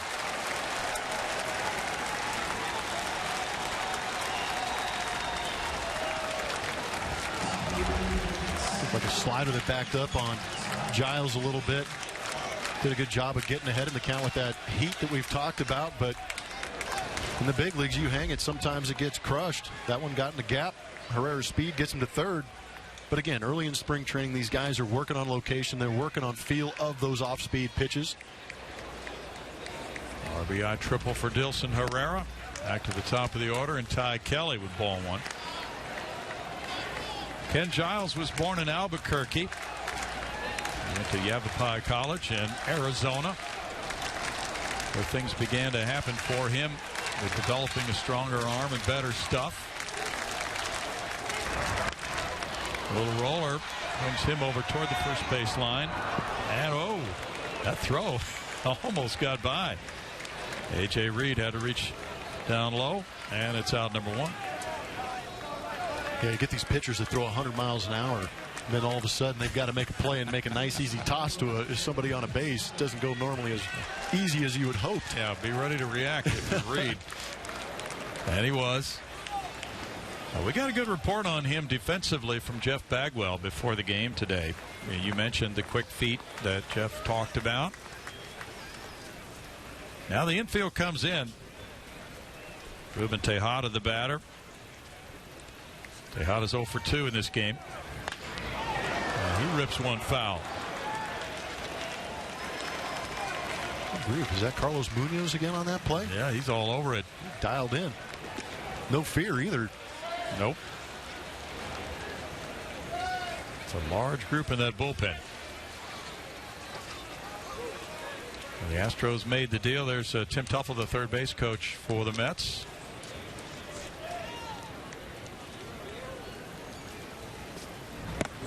He was on that '86 Mets team that played the Astros so tough in the National League Championship Series and beat them to go on into the World Series and then win it all. 1 ball, 1 strike.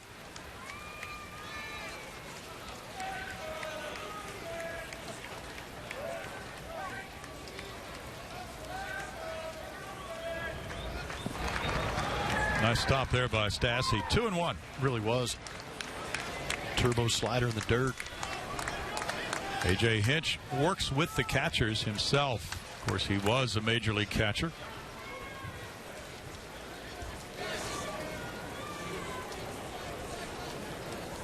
Saw Beetle Bailey out there on the backfields working with the catchers too. It was good to see. Great to have him still in the organization. 3 balls and a strike. That's a big deal in Houston that Jeff Luhnow talked about earlier, bringing Giles from the Phillies, giving up the talent. He had to surrender Vince Velasquez, Mark Appel, Thomas Eshelman. Brett Overholzer in that deal too. Tejada takes a walk.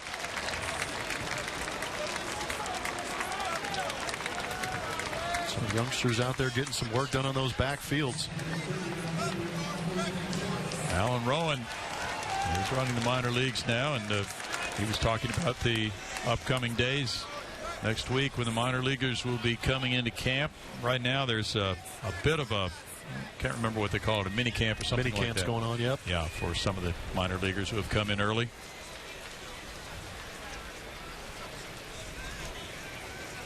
Now Conforto's the batter. Conforto 0 for 2. These two guys may have squared off, as you indicated, last year when Giles was in the National League East with the Phillies.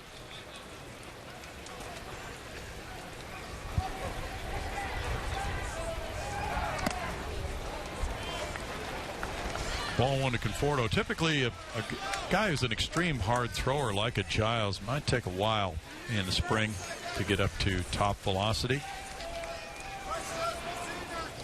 When you're creating that kind of velocity, you know, so many things have to be in sync. Finding that release point to be able to throw strikes at that velocity, and then you get to the secondary pitches like we've seen some of the sliders. One fluttering up there got hit pretty good, and then the one he yanks overcompensates and buries, the one that Max Stassi blocked. So yeah, that's why spring training happens, so these guys can find that release point, find those mechanics to be much more consistent when the season starts to roll around.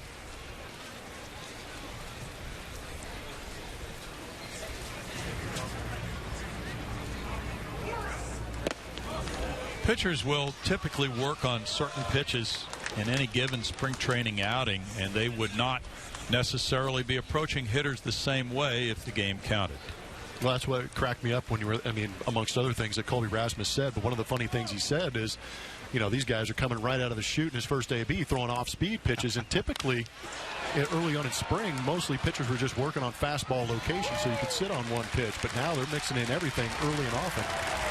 Sac fly to Fisher in left field, and that gives the Mets a 2-1 lead as Conforto drives in the run.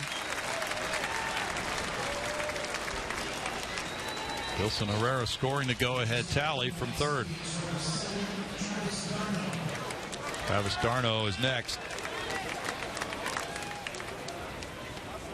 Yeah, you know, a lot of things are different for a guy in Giles' position who would be working much later in games than the 5th inning normally.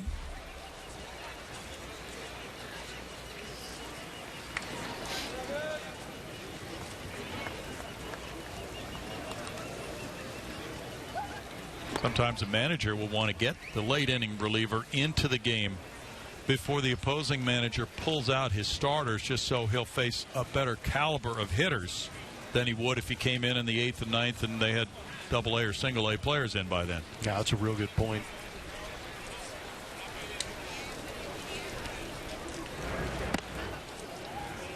d'Arnaud takes upstairs. One reason Jeff Luhnow targeted a hard thrower like Ken Giles, as Jeff mentioned earlier, was the fact that in terms of the radar gun, the Astros had one of the slowest throwing bullpens in the major leagues, but it was a very effective bullpen. And people do remember what happens last in a season that extends into the playoffs. But overall, the bullpen numbers were good for the Astros. They had the fourth lowest bullpen ERA in the American League last year, 3.27. The second lowest whip at 1.20 for the bullpen as a group. And when the Astros had a lead last year after 7 innings, their record was 70-5. But people do remember what happens last sometimes, don't they? Yeah, they do. And I remember what happened that year before with that bullpen. I think there was 25 games blown after that 7th inning on, which led to a lot of losses in that 2014 season. So they made the adjustment, got better, and now a lot of people are assuming that the Astros will be that much better with a power arm like Giles at the back end. Diving, Bregman can't keep it from going through into left center field for a single, and that's the 3rd hit of the inning. Travis d'Arnaud connects. Tejada into second base. That's hit number 7 for the Mets today.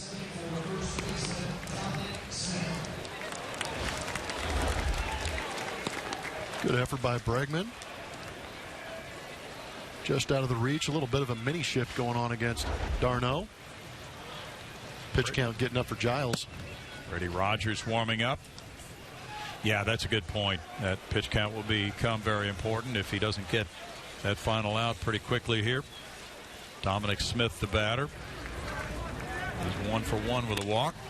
Line drive caught by the second, Sacker Fontana. And the Mets grab the lead with 2 runs on 3 hits. They leave 2. After 4.5, they're up 2-1.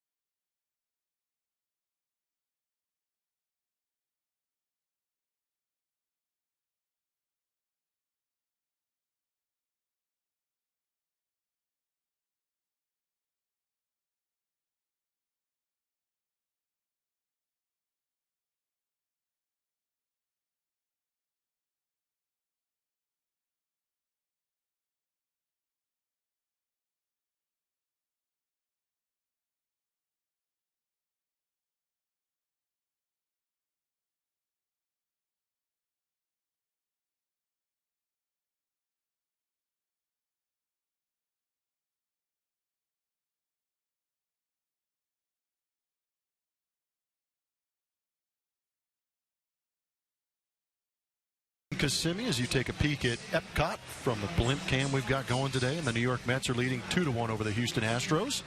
Every Wednesday night, home game is Dollar Hot Dog Wednesday at Minute Maid Park. Enjoy all the $1 hot dogs you can eat while watching an Astros game. For more information, visit Astros.com/dollardogs or call 1-877-9-ASTROS.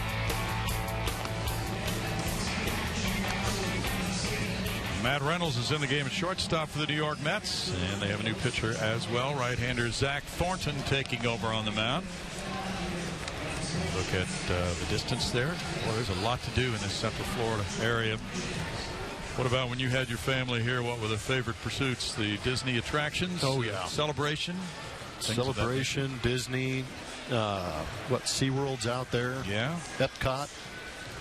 A lot of choices. Plenty. And the weather is so good in spring down here. It is good. Humidity is yet to kick in. Sun shining. Well, you're right. These have been low humidity days. So good. Zach Thornton about ready to throw his first pitch with the Mets leading at 2-1 as the Astros come up in the bottom of the 5th inning. Alex Bregman, the first man up. He hit a fly ball to right field in the second. Thornton listed at 6'3", 220. 27 years old, from Los Angeles. Pitched at AAA Las Vegas last year. And the Mets had gotten him in a trade from the Pittsburgh Pirates. He delivers ball 1.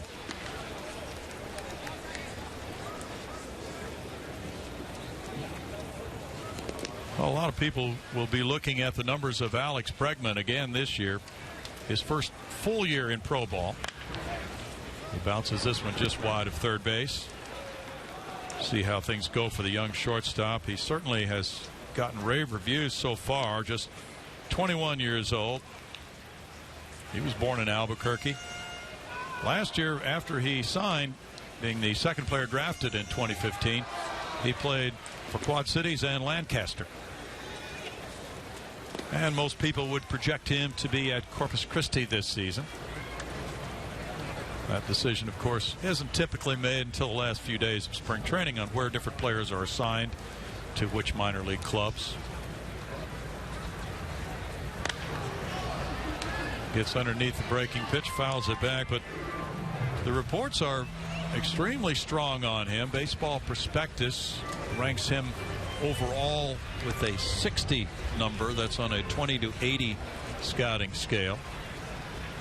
Gives him above average bat speed with a line drive swing and keen instincts on the Baseball Prospectus rankings. 2 balls, 2 strikes. And to read a little bit more about Bregman from that fine publication, he has a strong arm. He's rarely out of position.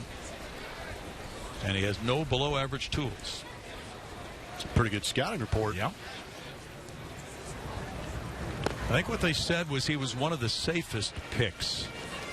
And, you know, as you project, it's hard to know what really is going to happen with a player. But what they're looking at is, you know, different scouting reports comparing him to other players down through history, things of that nature, players in the game right now. What they're essentially saying is he should be a good major league player. Mm-hmm. And there's very little chance he would not make it or be below average. It's what we're reading into it. He draws a leadoff walk here. Would he be a Carlos Correa type player? It doesn't sound like they have him ranked that high, but that's just one publication's rankings, right? Yeah, and in his defense, Carlos Correa is a freak of nature. You know, there's not too many guys that come out of anywhere that end up with that kind of talent, with the size and stature that Carlos Correa has and the ability he has. But it sounds like, and what I like to hear is when those publications and scouts and guys that you talk to around the organization, when you hear he's got good baseball instincts, that's really something you can't teach. So he has the tools to go along with that baseball instinct. That's a beautiful thing, and mixes right in here with the Houston Astros. And who knows if shortstop is going to be his position moving up. If he's got the athleticism, he may have the ability to move all over the diamond. Mm-hmm. 1-1 to Max Stassi, who struck out earlier. Well, people typically say, well, where's Bregman going to wind up playing in the big leagues since you have Correa at shortstop and Altuve at second? We don't have an answer for that. But typically, and the Astros have said this, the reason they want to keep him at shortstop, at least through this full season, is to keep options open. It's hard to know what might happen with injuries and things of that nature. So they really keep their options alive with him at short. He could move to another position in the future if there's a pressing need. But there may be a need at shortstop. And again, you talk about, we always talk about development, especially with Houston and how well they've done with their minor league situation, getting back into the top of all organizations. But are you going to hurt the team he's playing on by not having him at shortstop? So it might be, how do I make that ball club better? And Corpus Christi or wherever he goes, it's going to make them a better team with him at shortstop. So that's where they're going to put him. Well, he took off on the pitch and then immediately picked up the foul pop off the bat of Stassi, jammed on the brakes, and got back into first. Some of those instincts you're talking about. Exactly. Take off on a hit and run, or whether it be a stolen base, kind of peek in. We've seen a few guys doubled off on this kind of play, Plummer. Yeah, it's a good move. And you really don't talk about it too much during the regular season because guys that are in the big leagues already have that mentality of making good decisions. But here in spring training, it's really an opportunity for coaching staffs to watch these guys in game action and see how they react and the decisions they make. Nolan Fontana trying to butt his way on. Throw to first, and oh, he just got in. It looked like they had him. I thought they had him too. On a one-hop throw from Plawecki. Smith was there, but Bregman got in. Pretty good pick and throw from Plawecki. just barely. And how about the instincts of going to the backside of the bag? The reason he was safe is because he went to the outside part of that bag. A little bit longer for Smith to get to him with that tag, allowed him to be safe. Good point. Mets are working on him.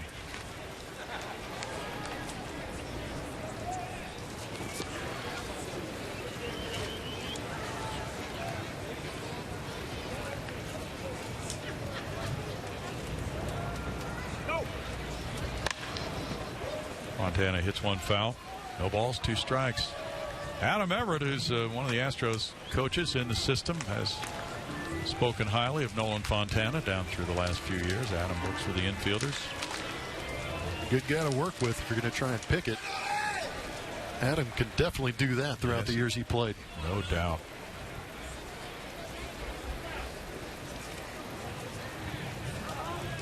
Runner going, swing and a miss, and the throw gets him.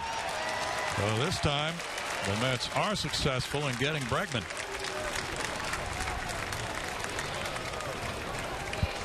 Oh, strikeout.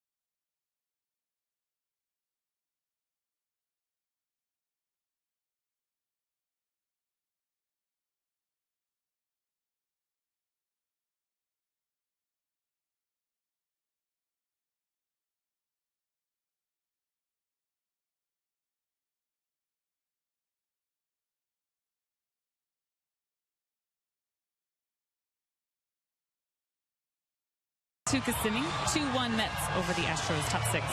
Aerial coverage brought to you by DirecTV. If you call yourself a sports fan, you've got to get DirecTV. Call 1-800-DirecTV. Josh Fields takes the mound now, the right-hander returning for the Astros. We've seen him the last few years. Very excited to be back on this club again this year with a great group of guys that he knows well, especially guys like Jason Castro that he's gotten used to working with over the years. Are 2 really good friends and other guys on this team as well. We heard from Colby Rasmus earlier in the show, and he's got that country, that southern charm about him. Josh Fields the same way. Really interesting to hear Fields and his stories in the offseason. Loves to hunt, did a lot of duck hunting, hopes to be maybe a host of a duck hunting show one day. So that gives you a little taste of what Josh Fields does during his time off. Also reflecting back on his year last year and the postseason experience that he got during that playoff run, especially in the series against the Royals.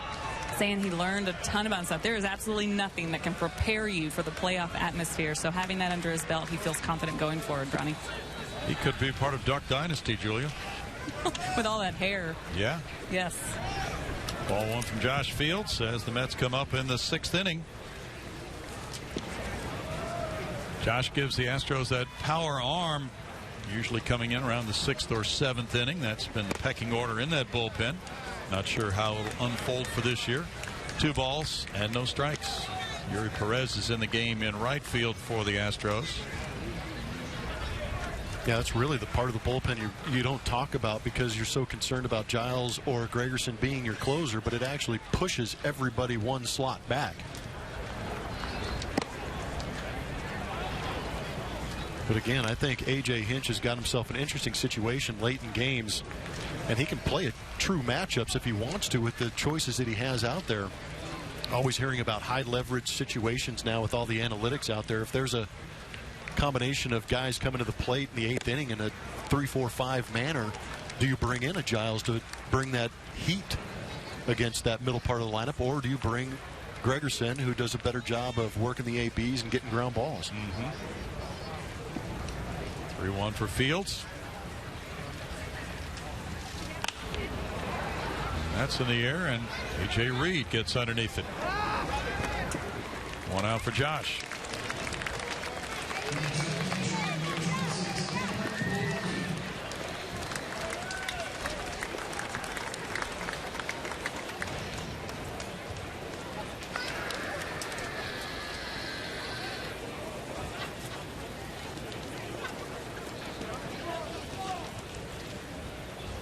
Kevin Plawecki 0 for 2. That play to end the last inning was a strikeout throwout double play with Fontana striking out and Bregman being thrown out at second. That bounces up there for a ball.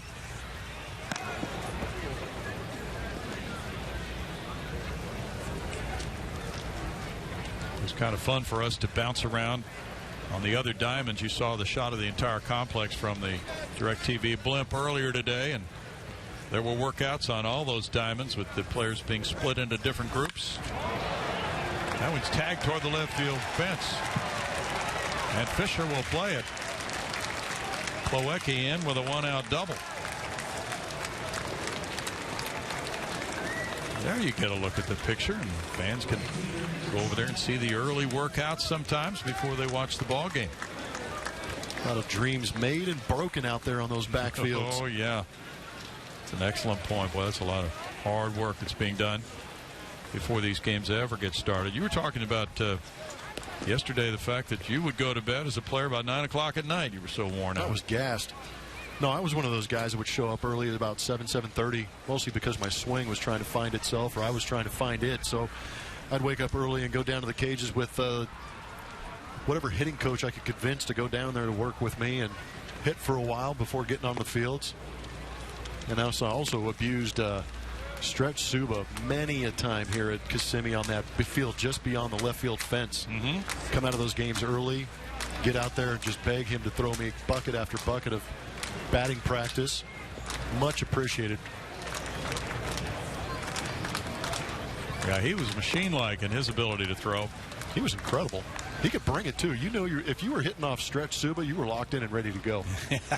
I mean, he was a challenge. He wasn't afraid to come after you. It was great. Well, the coaches put in a lot of long hours, don't they, here? Yeah, it's incredible. You talk about parts of the game that have changed. I think that coaching job has changed quite a bit. It is a full-time job, much like you see with the NFL coaches going get late into nights, early in the mornings. But there's a lot of work to be done, and these guys are dedicated to their craft. They're dedicated to these players. They give them as much information and opportunity to get better. Plawecki advanced to third base as the ball got away from Stassi. Now the infielders come in with a runner at third, 1 out.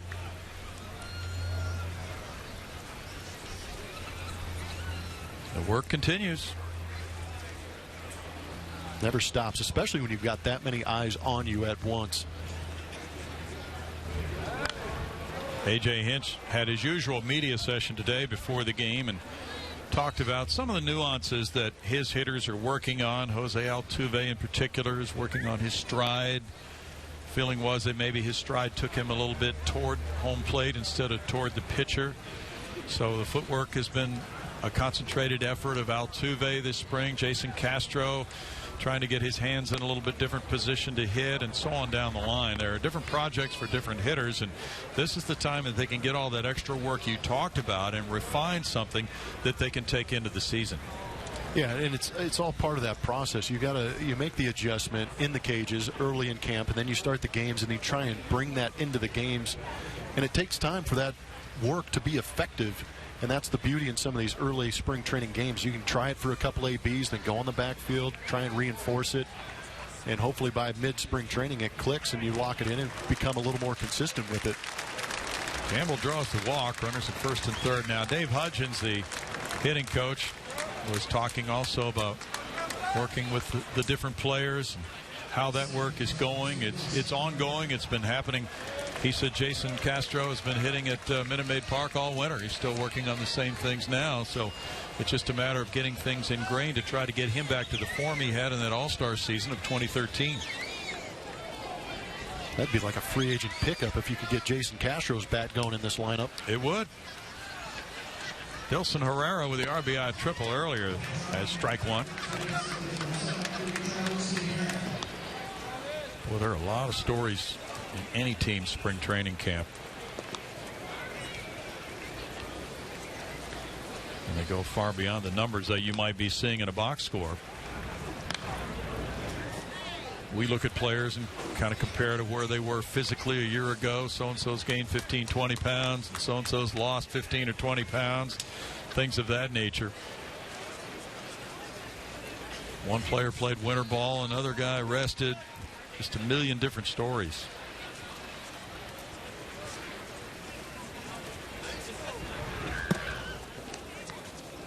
In Mets camp, one of the ongoing stories has been what vehicle will Yoenis Cespedes drive to the ballpark every day. Oh, man, isn't that the truth? He's not shy about bringing out a nice ride every now and then, isn't he? Well, he rode a horse the other day, and now PETA's on him for that. Toward the right fielder, and Perez comes in with the catch. Too shallow to tag and send him. Ooh, yeah, there's the arm of Yuri Perez. 2 down. Good showing right there by Perez. Yeah, we had read one of the accounts of that game against the Phillies Thursday, and he showed a good arm there. Does a good job of getting behind it. Shows off that arm cannon. Yeah, PETA was giving Yoenis a tough time about the pig he bought, too. Did you hear about that? Okay, tell me about the pig. Bought a pig, had it running around the field, you know, thought it was going to be a pet. He had other ideas. I think it became part of breakfast later on. Oh, pig roast? Yep. In the air toward the center fielder. And that will do it. As the Astros get set to come to the plate in the bottom of the inning. They trail it 2-1 over the Mets.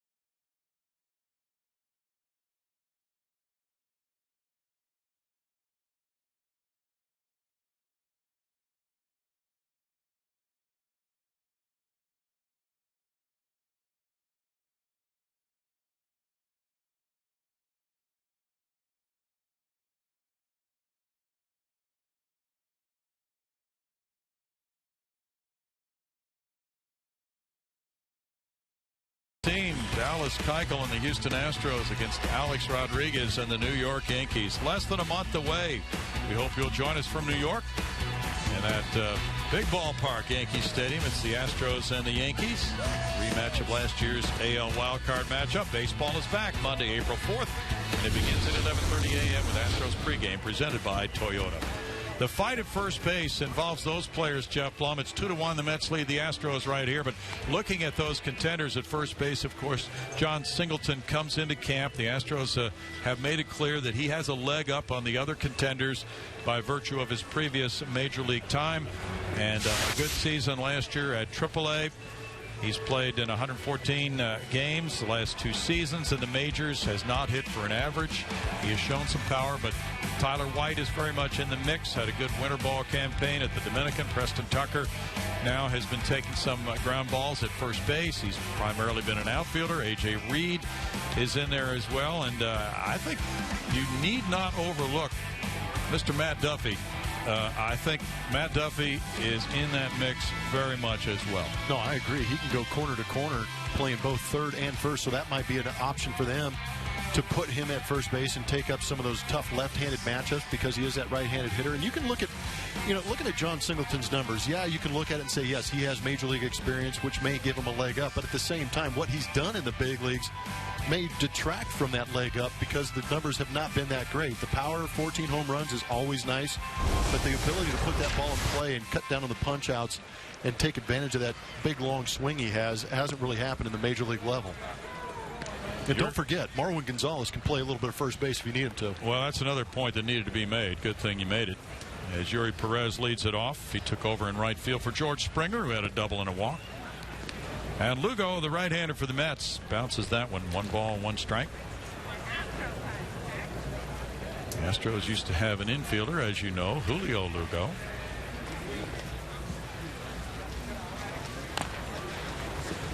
Tap foul, 1 ball and 2 strikes. Seth Lugo is this right-handed pitcher for the Mets. He is pitcher number 5 for them. Robert Gazelman started, Bastardo, Smoker, Thornton, and now Lugo. It's high with the breaking ball.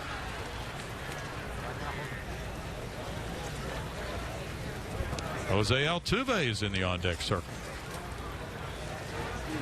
It's a bit unusual. It is. See him pinch hitting. Yeah, you don't normally see those veteran guys pinch hitting, but early on we talked about how he's working on some things. Maybe asked AJ if he could sneak in there and get an AB. He's getting one. Colin Moran started the game in the number 2 spot. He was 1 for 2 with an RBI single. So Altuve is the pinch hitter here in the 6th inning. He doesn't do much pinch hitting.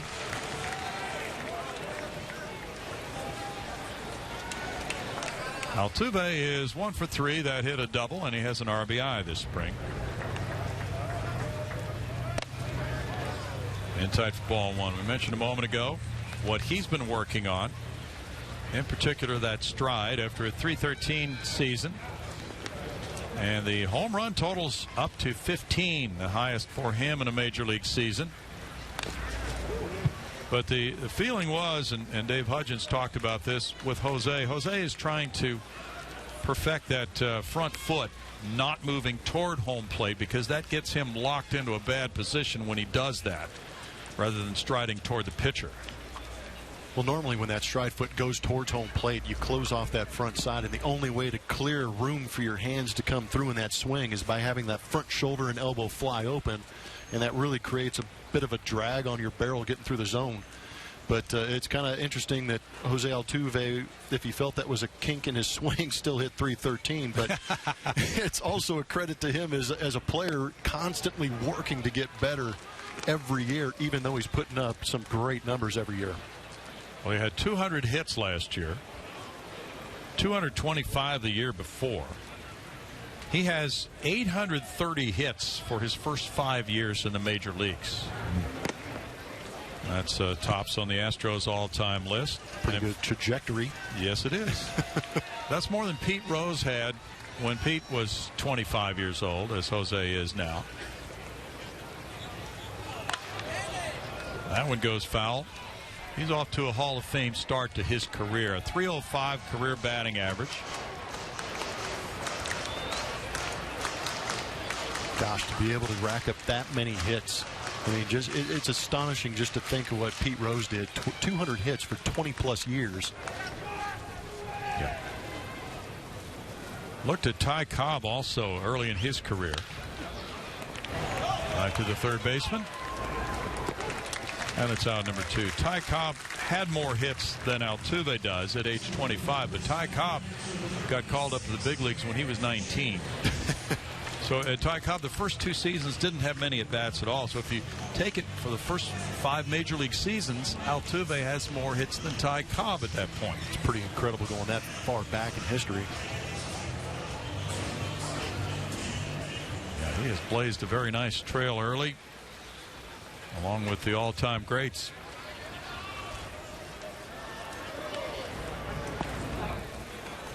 I mean, I understand these guys back in the day, way back in the day, were pretty good ball players.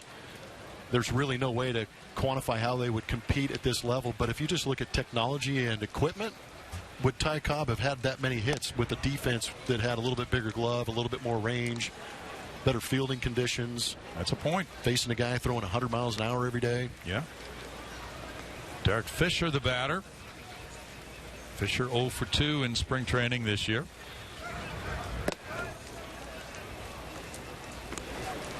Do you believe something like that hit record of Pete Rose's being attainable for anybody? No. Moving forward? No. I agree. You can put that one away. You can carve it on a tablet somewhere because it's not going to be equaled. 3 balls and a strike. Fisher, another of the Astros prospects, just 22 years old. He's ranked their 7th best prospect by MLB.com. He draws a 2-out walk here. By the way, speaking of MLB.com, Brian McTaggart, fine writer for MLB.com who covers the Astros, has come out with a book. He was doing a book signing here on the concourse at Osceola County Stadium earlier today. I love it. I'm going to read it on the way back to California. It's a good read. Some good stories in there. 100 Things Astros Fans Should Know and Do Before They Die by Brian McTaggart. Triumph Books. Runner going? Not in time. Fisher gets a steal.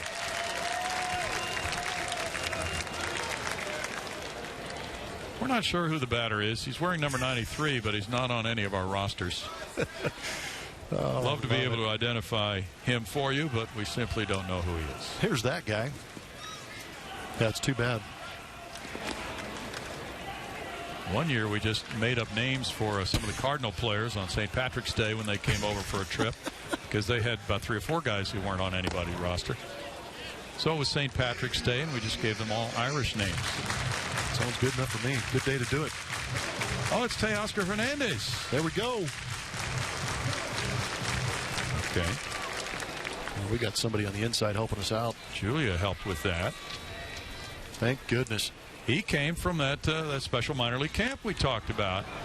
So he wasn't on the roster for this game. Hits a fly ball to center field. And that takes care of the Astros' 6th inning. We go to the 7th. The Mets are in front 2-1.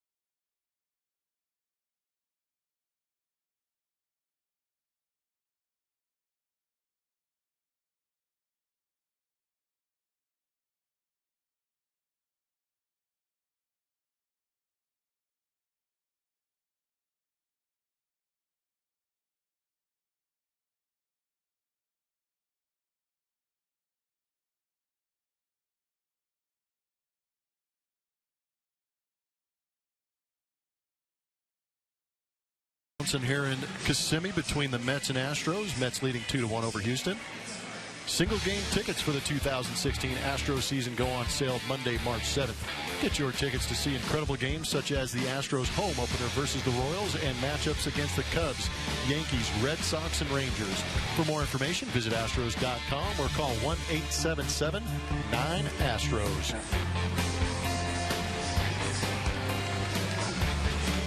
There's a good time for Jeff Blum. In about a half an hour, he'll be going down that slide. You ain't lying. Well, I'll give it an hour. We have changes now, including a new pitcher, Chris Davinsky. Non-roster invitee, 25 years old, from Cerritos, California. He was a Double-A most of last year, and he throws strike 1. And there are other changes. J.D. Davis is playing third base now. Joe Sclafani is at second base for the Astros. Liner up the right field line. Yuri Perez over. Good play to get in front of it and hold him to a single. A sharply hit ball. Matt Reynolds is aboard.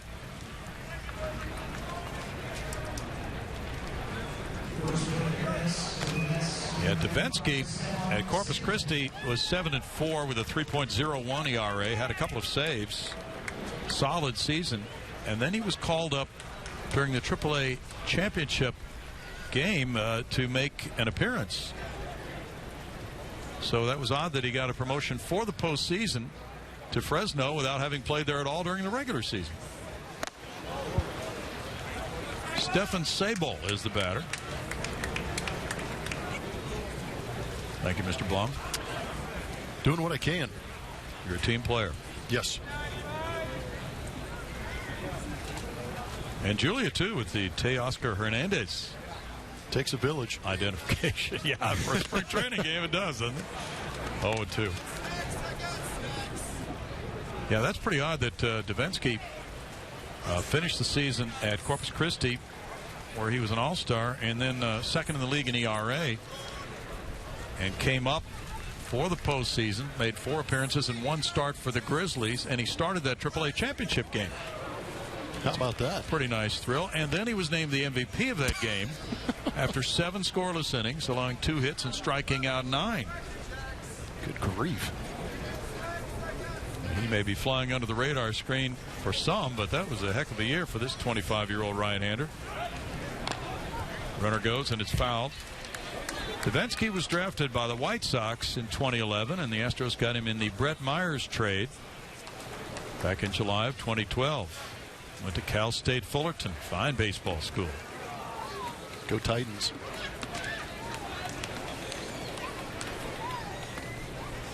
How are the Bears going to be? Cal Berkeley Bears this year. They opened the season, I think, ranked 8th. They were in the top 10.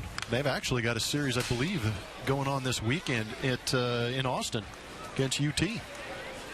Are you working any Pac-12 games this year? I am not. Okay. I think the Astros got a little bit greedy with my schedule, and it turned them off a little bit, which is... Well, we have to have you. we're not going to I really share felt that, Brownie. There's not enough Blum to go around, so we're going to claim all of you this year. And I am greatly appreciative of that. I had fun calling those games, but I would much rather be here hanging out with you guys.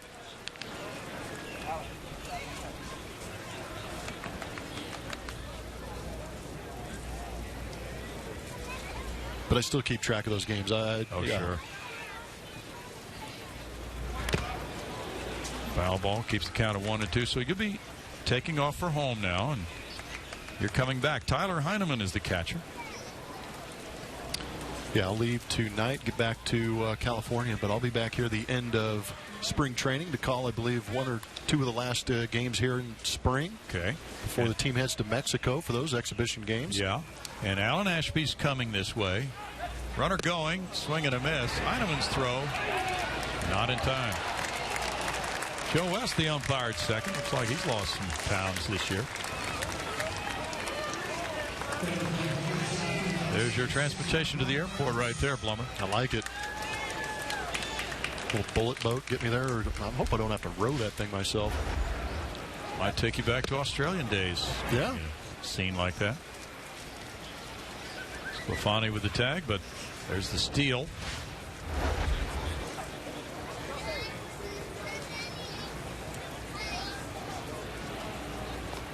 Mets leading at 2-1 here in the 7th inning. And they have a runner at second and 1 out. Hey, Mark Krause. Mark Krause, we saw him as the Mets arrived at the Astros complex today. Former Astro outfielder and first baseman, takes ball 1.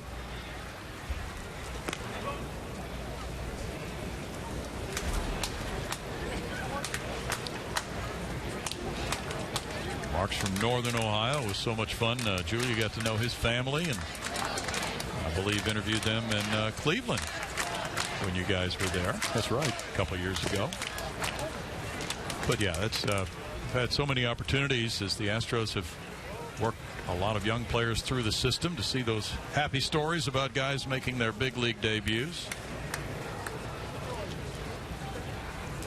Mark is now 28 years old from Deschler, Ohio. He played for Tampa Bay and Detroit last year. In for a strike to Mark. Mark is one of those guys who works the count. He takes a lot of pitches. Came up in 2013, and that year he hit 209 with the Astros. 4 homers, 13 runs batted in. The next year, 194 before moving on to the Angels. Mets signed him as a minor league free agent in December. And he absolutely crushes R.A. Dickey. Yeah, Sparky was talking about that. Steve Sparks. It was amazing. Because I think we saw him here as an Astro take R.A. Dickey deep in Toronto. And then the following year, I think he was with the Angels. And watching the game on TV against R.A. Dickey, took him deep again. We'll have to check the Mets schedule and see if they play the Blue Jays in interleague play. Pitch was a strike, apparently. Krause comes back to home plate. 3-2 now.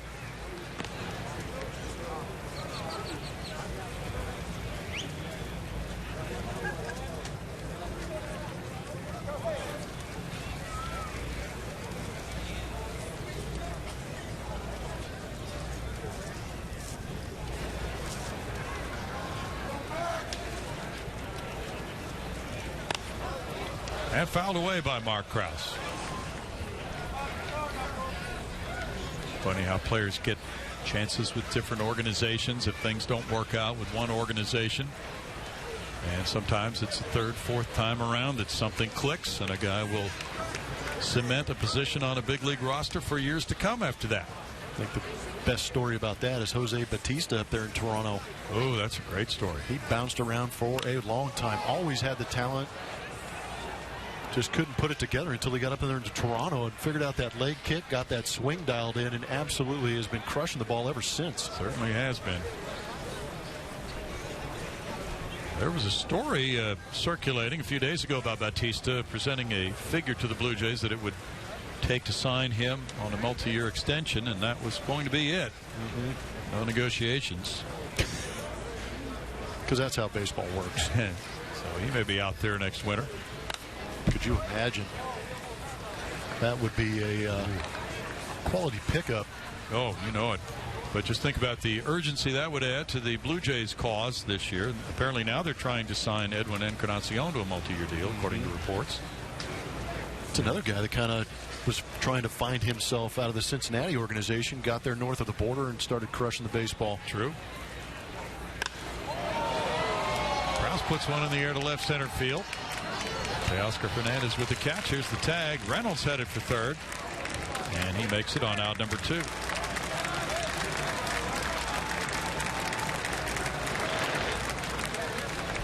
now Smith will be the batter. About that. Plenty of sporting events going on. Some softball going on. Well, this complex, of course, is questioning who's going to be the resident here next year.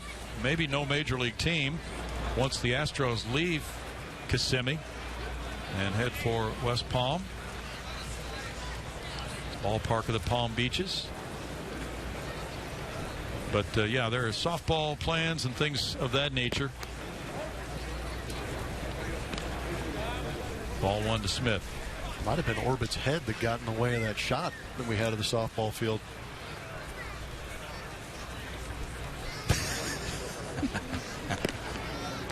He's getting a little full of himself, man. Did you see that blow-up? He's a big star. Thing they have right in front of the stadium when you pull in here in Kissimmee? No. Oh, my gosh, yeah. Probably had to alter the budget for that ego to travel with him. That's quite an entourage. 2 balls and a strike.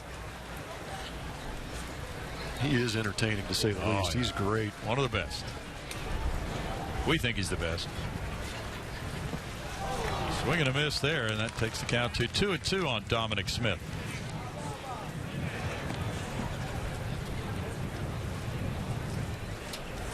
Good thing it's a little bit cooler in the shade for Orbit today. Yesterday was a pretty warm one out in the sun.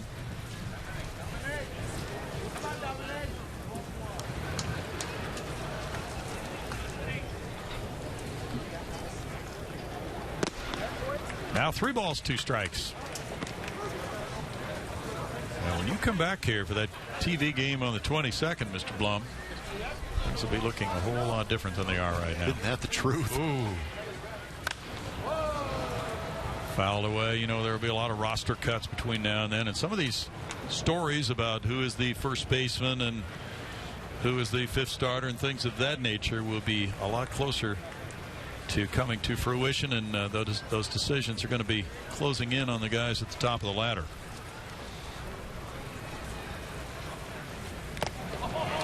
And a strikeout. Kvetsky gets him out in front. No runs, a hit, and a man stranded at third base. 2-1 Mets.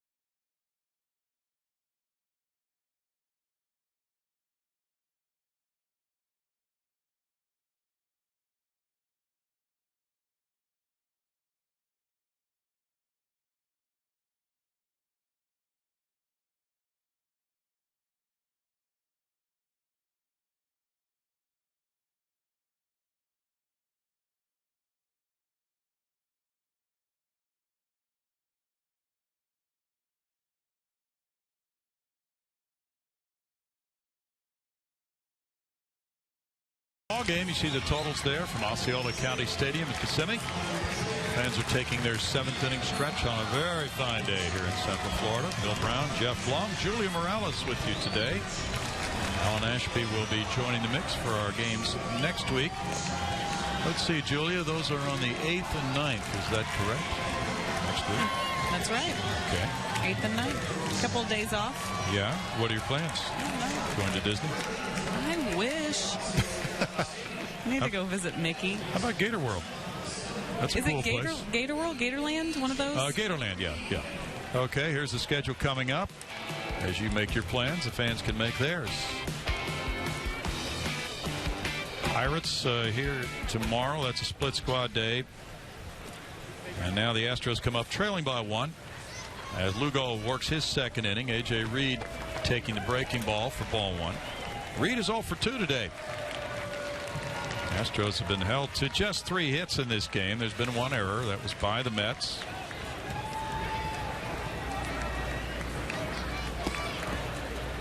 Lugo gets it in for a strike, and it's 1-1. You look further on out, and there you see our Root Sports telecast.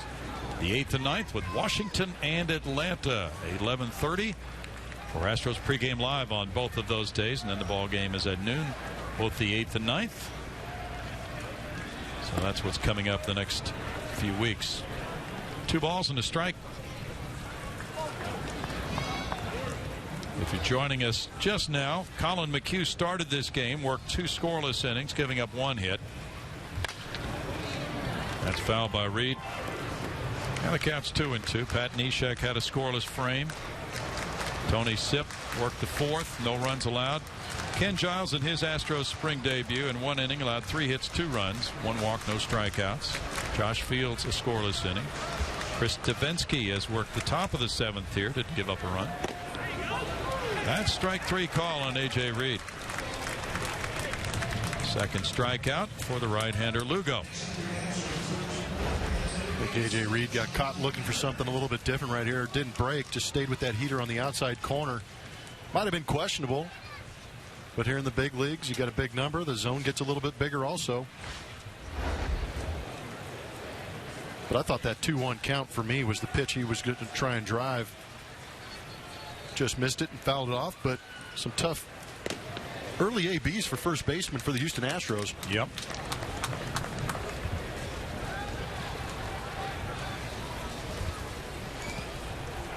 So Reed's 0 for 3 today.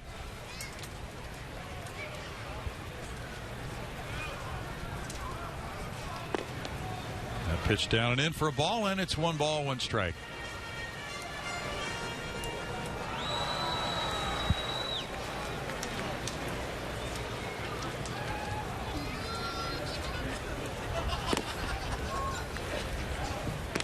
Two and one now.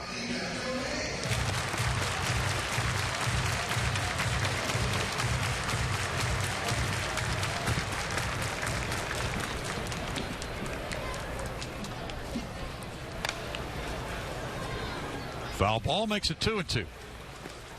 John Kemmer, the batter, took over a DH for Jason Castro, who was 1 for 2. He won the batting title last year in the Texas League for Corpus Christi. Takes the breaking pitch, and it's 3-2. It's another big kid, too. Yes. That's what Colby Rasmus was hitting at. Yeah. 6'2", 230. 21st round pick in 2013. He hit .327 to lead the Texas League. That's in the air and headed for left field. 2 down.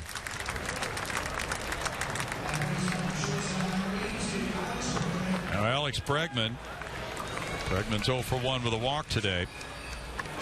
Astros with 7 playoff teams in the minors last year had a combined winning percentage of all their minor league clubs of .553. That was the #1 organization as ranked by minorleaguebaseball.com.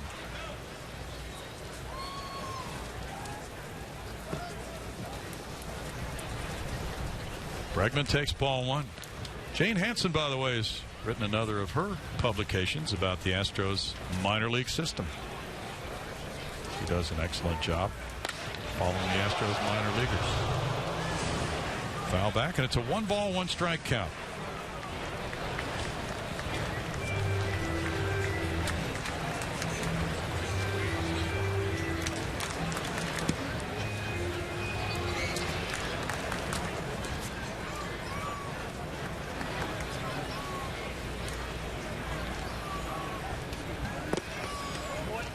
Two and 1.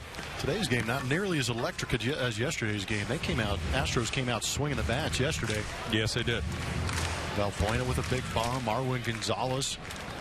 Yeah, they hit 3 homers in that game. Line to third. That was stung by Bregman. But that winds up the 7th inning with the Mets in front, 2-1.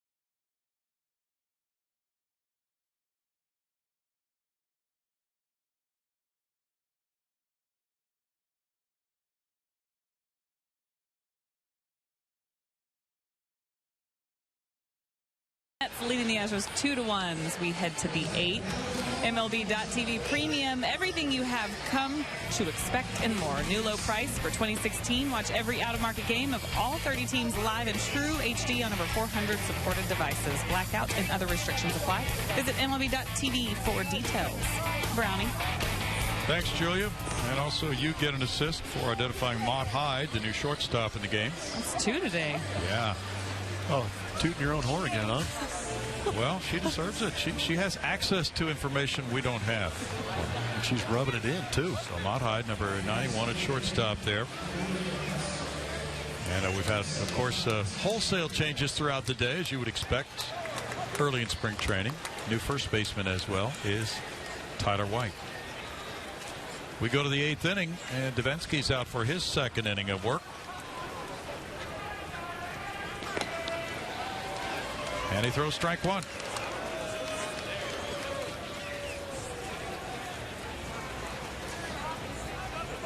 T.J. Rivera is the batter for the Mets. Fouled away, and it's 1-1. You know, these guys who really haven't been to Major League camp before, we don't know if T.J. Rivera has or not. You know, it might be first time they've ever appeared on TV where their family can see them, so that's a big deal, of course. No, it is a big deal. Hearing your name announced on a big league broadcast or over the loudspeaker is a big deal. 1-2, especially if you've been working so hard for years to get to this point. T.J. Rivera is from the Bronx. He's 27 years old. He's never been in the majors. He played at AAA Las Vegas and AA Binghamton for the Mets last year. Bounces this one. Tough play for J.D. Davis. It's a foul ball.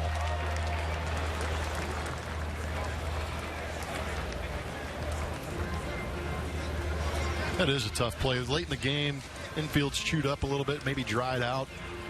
Do or die right here on the short hop after you've been sitting around for a couple hours.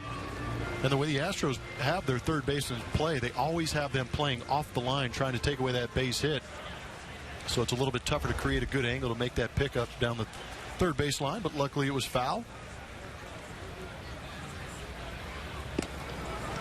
Swing and a miss, and that is strikeout number 3 for Davinsky. This is turning into one of those situations where a kid gets an opportunity to pitch in front of the big league staff, and now he's making that pretty good first impression right now. Yes. Got kind of a funky delivery falling off to the left, and that short arm coming out of there. Yeah. Must be tough to pick up. It looks like it would be. Now Nevin Ashley is the batter. And a breaking pitch falls in over the outside corner for strike 1. Ashley is from Vincennes, Indiana. He had 20 at-bats for Milwaukee last year. That was his first major league time. 31 years old now. He's a catcher, batting for Plawecki, who was 1 for 3. Check out Davinsky's windup. Watch that arm. Doesn't really reach back. Kind of goes down and then straight up behind his ear. It's a quick arm to home plate. Seeing some interesting swings from Mets hitters right now, having faced him for the first time ever, I'm sure. Having a tough time picking it up. You bet. 1-2. You know, that's such a big factor, as you're well aware. Sometimes a guy will not light up the radar gun, but he'll just be so difficult, like you're talking about, to pick up. And that can make a world of difference. It can make up for a lack of that velocity you're talking about. And then on the other hand, a guy could be throwing 95, but you get a good look at him. He opens up too soon, and that's neutralized. That velocity is neutralized by the fact that the hitter picks up the ball just a fraction of a second earlier. Yep, lack of movement, and you do pick the ball up early out of their hand. It makes it that much easier to hit. One of the guys that jumps out at me is a guy, big tall guy, Chris Young, pitched for the world champion Royals last year. He was pumping it in there 83, 84 miles an hour, but you pick it up so late it gets on you. Right. Popped up. Tyler White going up the right field line, turning for it, and that drops in for a hit. It was a difficult play for him and Sclafani slanting over from second base. He, with a diving effort, couldn't make the play either. Just one of those in Never Never Land for a pop fly single. Another reason why you try and put it in play with 2 strikes. You never know what's going to happen right out there in that Bermuda Triangle and shallow right. Sclafani had the best angle on that. It looked like Perez was coming in and kind of had the sun in his eyes. Yep. Yeah, he had to run a long way, Sclafani did. But again, it wasn't hit extremely high. If that ball's a little bit higher in the air, it gives those guys a much better chance to get under it.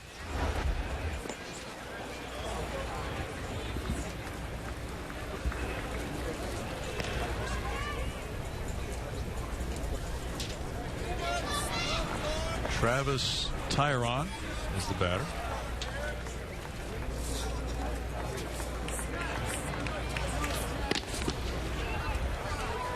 Spring training ballparks, though, are much more difficult for the fielders, don't you think, than a major league ballpark?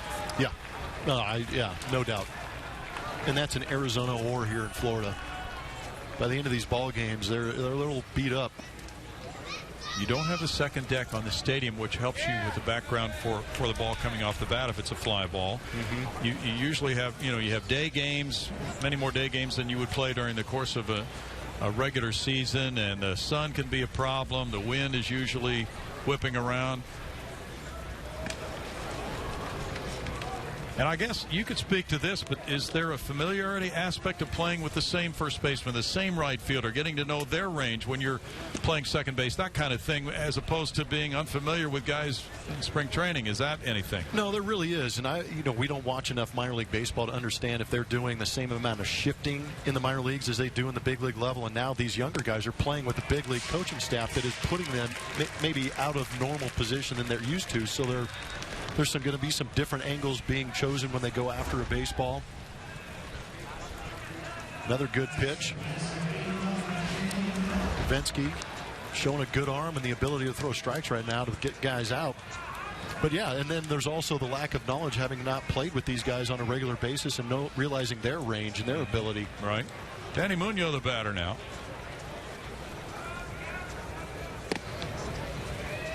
That's strike one.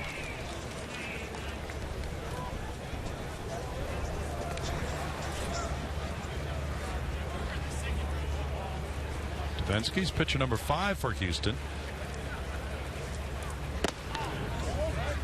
Inside.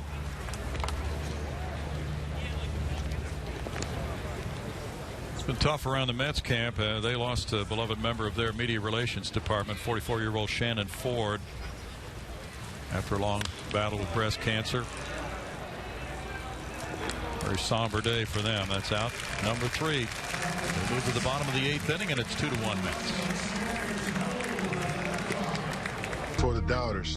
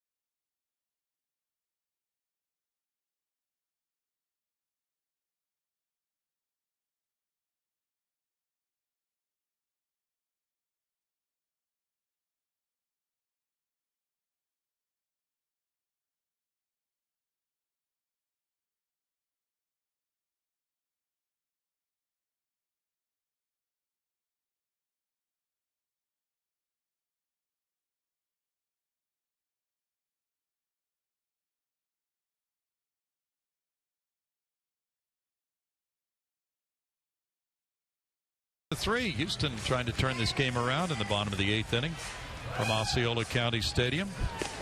Pitcher number 6 has come in for the Mets. He is right-hander Jeff Walters.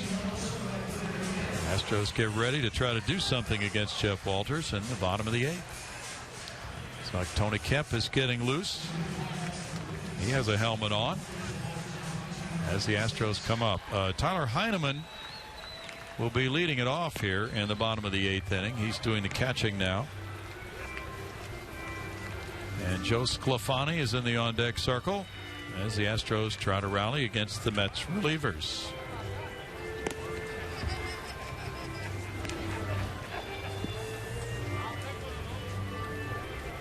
Heineman came in for some mention from the GM, Jeff Luhnow, when he was on with us earlier. As Tyler, a UCLA product, is a part of the catching depth in the Astros system. He's a switch hitter. He was drafted in 2012 in the 8th round, born in Pacific Palisades, California. His first year in pro baseball in 2012, he won the batting title of the New York Penn League, hitting .358 for Tri-City in 193 at-bats. Last year, he divided the season between AA Corpus Christi and AAA Fresno.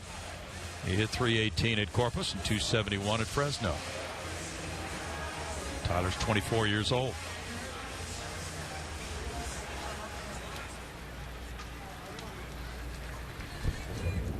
And Walters goes to work with a 2-1 lead.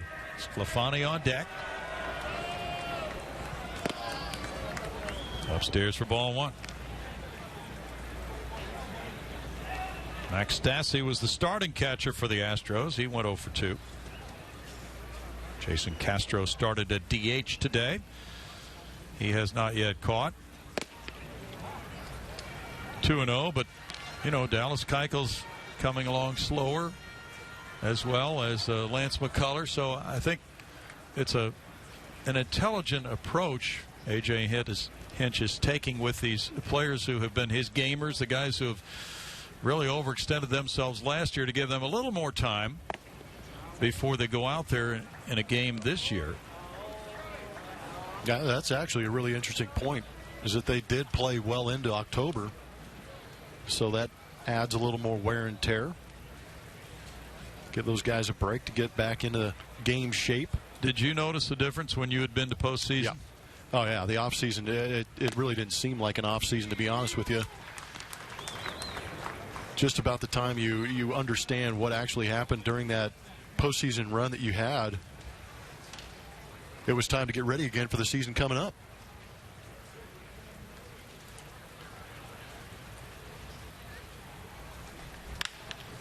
Heineman bounces that one foul. 3 balls, 2 strikes.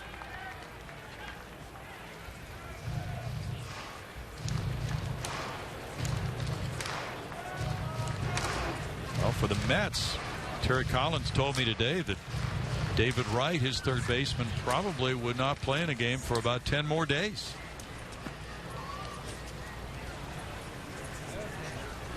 That's surprising if you're a New York Mets fan, just because you expect David Wright to be healthy and out there. He's had his issues in the past, but you figure this would be the season where he comes into spring training a little bit healthier and ready to go for another postseason push. But these veteran guys, it might be a little bit of, I'm not 100%. I'd like to take the field at 100%, so give me a couple more days. Right. 10 is pretty excessive, but nowadays it seems, what are they playing, about 30, 32 games in spring training? So he still has 22 games worth of ABs to get before the season starts, and he's been doing this long enough that I think he knows how to get prepared physically and mentally. Yeah. And the shortstop comes in for that one. 1 out. And David has been dogged by back problems in recent years.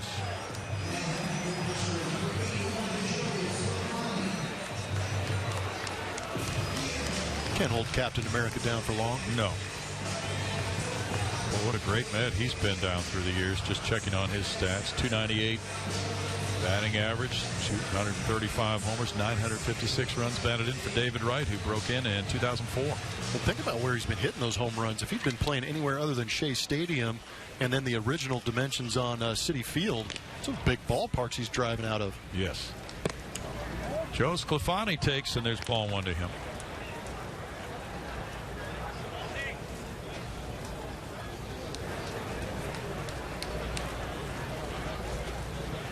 Joe's 25 years old. He was born in Brooklyn. Went to Dartmouth. In for a strike, and it's 1-1.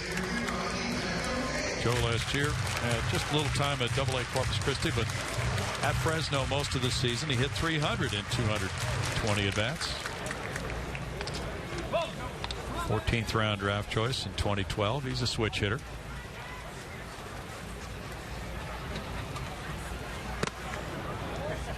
It's 2-1. Oh, it's so great that baseball is back, isn't it? The winter can take a while. Yeah. Other sports are fun to watch, but there's nothing like the beginning of baseball. So much hope for so many teams. Yeah. Rolling back the clock a year on the Astros, there was hope. It seemed the team was better, but did it seem like an 86-win season we were watching last spring? Terry Collins just made the play on that foul ball. Tossed it over to a fan. No, it didn't, did it? Yeah, I mean, and the hope is there's different kinds of hope, and we heard Jeff Luhnow talking about it when he was up here. The hope was to be competitive. You know, just go out there and compete. You're going to lose some tough games, but you wanted to stay in each game. And then the bullpen was shored up, and those tight games turned into wins, and all of a sudden they found themselves as that wild card winner. And they shocked a lot of people, including us. A little roller. That turns out to be out number 2. A good look at it last year, the 2015 recap. Man, they led the AL West for a great portion of that season before the Rangers took off. Blew up the Yankees' chances of getting deeper into the playoffs. Dallas Keuchel with the Cy Young. Carlos Correa wins Rookie of the Year. Accolades for everybody. A couple of Gold Gloves mixed in there. Altuve with another Silver Slugger. Good things happening. Good core group of guys on that list right there, too, that you hope will lead them further into the playoffs for years to come, too. A.J. Hinch is not resting on those laurels. Yuri Perez is the batter. He's 0 for 1 in this game. Fouls that one for strike 1. And, you know, as we talked earlier about Dallas Keuchel, Dallas said during Fan Fest he'd like to pitch 250 innings this year. He had 234 last year, I believe. Jose Altuve is trying to get better, so these players are not going to think about resting on what they did last season. It's good news. 1-1. Well, you think around baseball, guys like Zach Greinke, how could he do what he did last year again? It's the hardest part in this game. It's maintaining that excellence.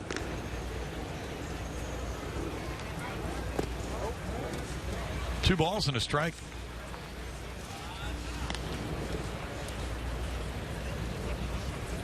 How many home runs is this team going to hit this year? Are they going to hit more than they did last year? Well, considering that Carlos Correa did not come up until June 8th, and George Springer missed about 2 months. That's exactly what I was getting at. Those two guys right there are going to add plenty more thump into that lineup. Chris Carter's gone, but we don't know who is going to be the first baseman at this point. They might be able to get as many home runs from the first baseman as they did last year, depending on who's playing that position and how the performance goes. Great call. Carlos Gomez was not here all year. I tweeted out an article I saw, I believe it was maybe USA Today, I'm not sure, but it talked about guys, you know, that you don't see those 30-30 guys anymore, the 30 home run, 30 stolen bases in a season type guys, and there were two guys on that list for sure that I believe in, Carlos Correa, George Springer out there in right field, but a guy who got some honorable mention in that article was Carlos Gomez in center field. Has the potential, especially when you put him in a ballpark like Minute Maid Park and you have a coaching staff that loves to run. True. There's a walk to Perez with 2 outs.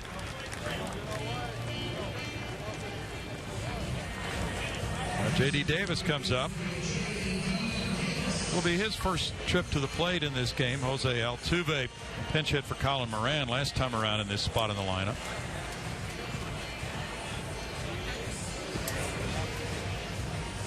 Potential tying run right there at first base with 2 outs.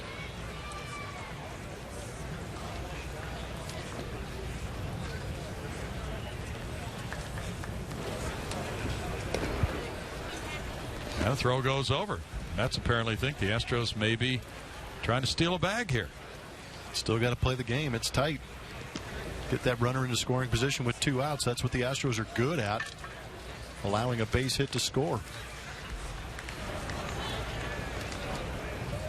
They're working on him.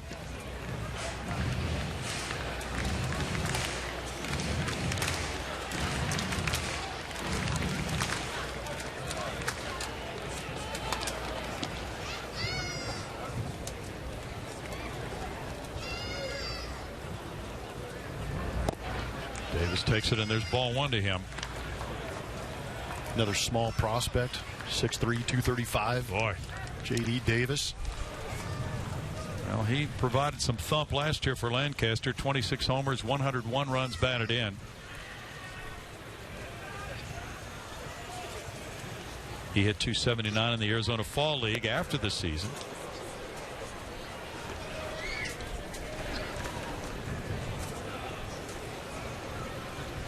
Fisher's on deck. So you get a look into the future with the Astros with Davis and Fisher, two of their top prospects.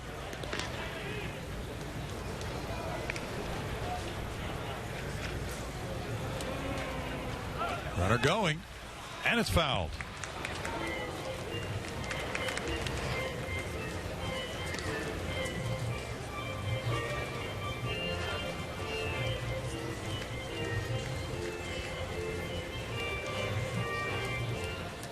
Gary Pettis going through the series of signs from his third base coaching box.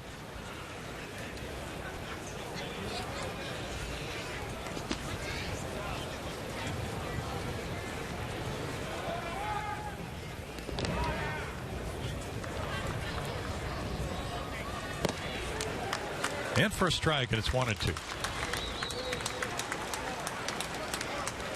Gary and Rich Dower are returning coaches at the corners for the Astros on the bases.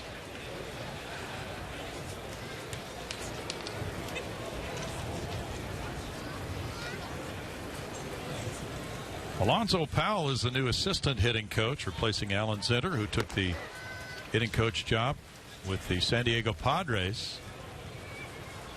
Perez is drawing a lot of attention over there at first. 1-2 count with 2 outs in the inning. That sometimes can be a running situation, figuring a team is down to its last strike in the inning. Not a whole lot to lose by getting thrown out. But it's a hit through the left side instead, and he'll advance to second base on the sharp single by Davis. Good swing on a 1-2 count. Just looking at some of the numbers. Davis did a great job last year. Look at how short and quick this swing is on a 1-2 count. You can see even with that 2-strike count, the Astros want you to get ready to be able to hit that ball hard. So the swing, not really one of those cut down 2-strike swings. Good job of smoking that ball through that 5.5 hole. Yeah. We get a pitching change with the Mets up 2-1. Back in a moment.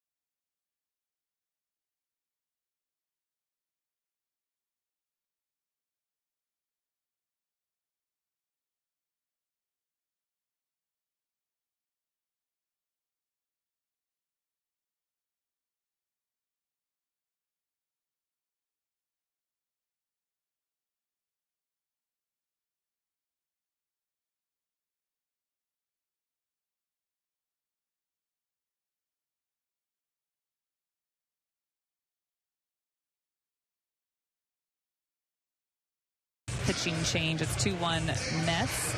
And Brownie Blummer, you guys talking about 2015 and where this team started, where they finished, and we were all here to call games last year as A.J. Hinch and his staff were getting to know all of these players, and everybody was trying to figure out where they belonged in the clubhouse, and they quickly came together, especially with the 18-7 start they were off to. They found themselves. They started finding that personality that everyone talks about, how much fun that they have, how loose they are, and like A.J. said yesterday on the broadcast, it's the team everyone fell in love with. That's who we're going to be again this year. So really interesting to hear these guys talk about how much different this spring training is 1 year later. You know, the culture was set last year. The bar was set inside the clubhouse. Everyone else can say what they want to say, but they knew what they wanted to do last year at this time, and pretty much, you know, got to the point where they went to the playoffs. A lot of them not expecting to get that far, honestly, when they talk about it. But now they know they can get there. So much easier coming in this year, knowing they can go even further. But I did find that interesting, just how much comfortable everybody is, knowing everybody's name, you know, knowing A.J. Hinch this time around and his staff. So much more confident group, guys. Thanks, Julia. Derek Fisher takes, and it's 2 balls, no strikes.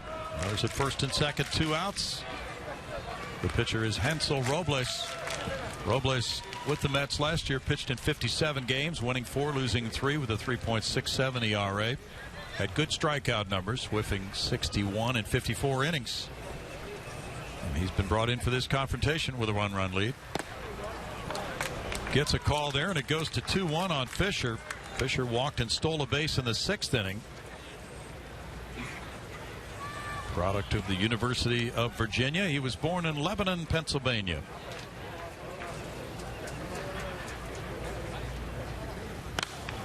He had a good cut. It's 2-2.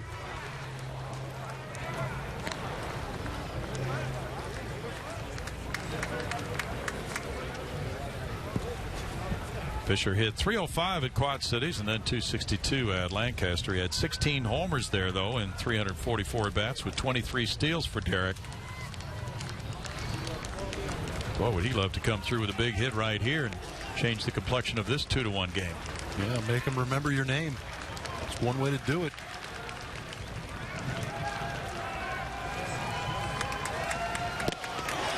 Struck him out to end the 8th inning with no runs a hit. 2-man left. 2-1 Mets moving to the 9th.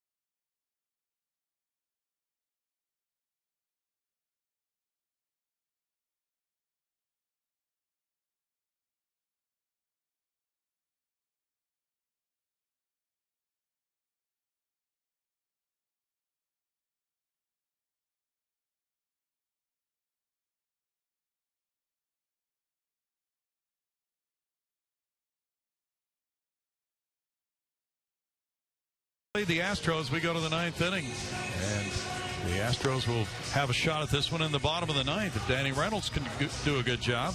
Astros fans enjoying spring training.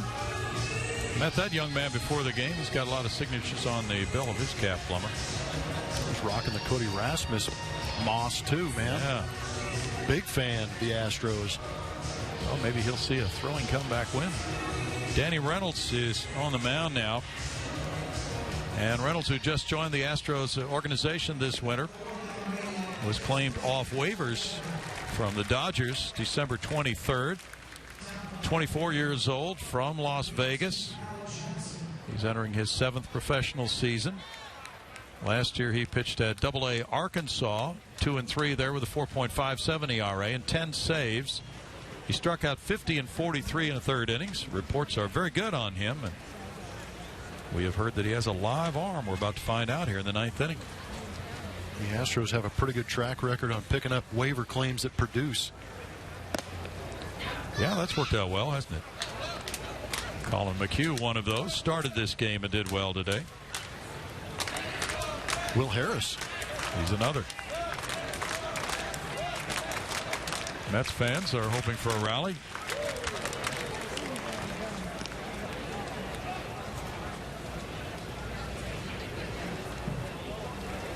Kyle Johnson's the batter.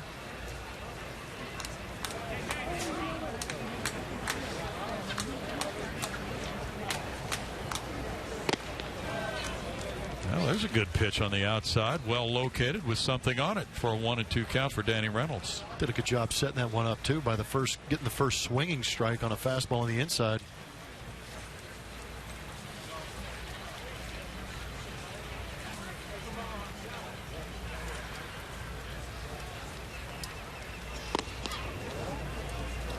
Two balls, 2 strikes.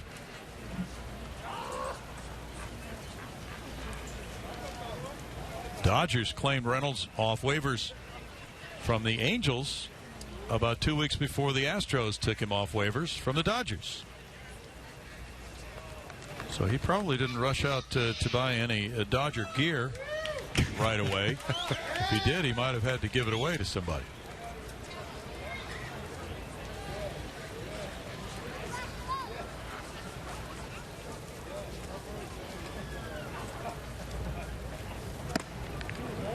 Three and 2.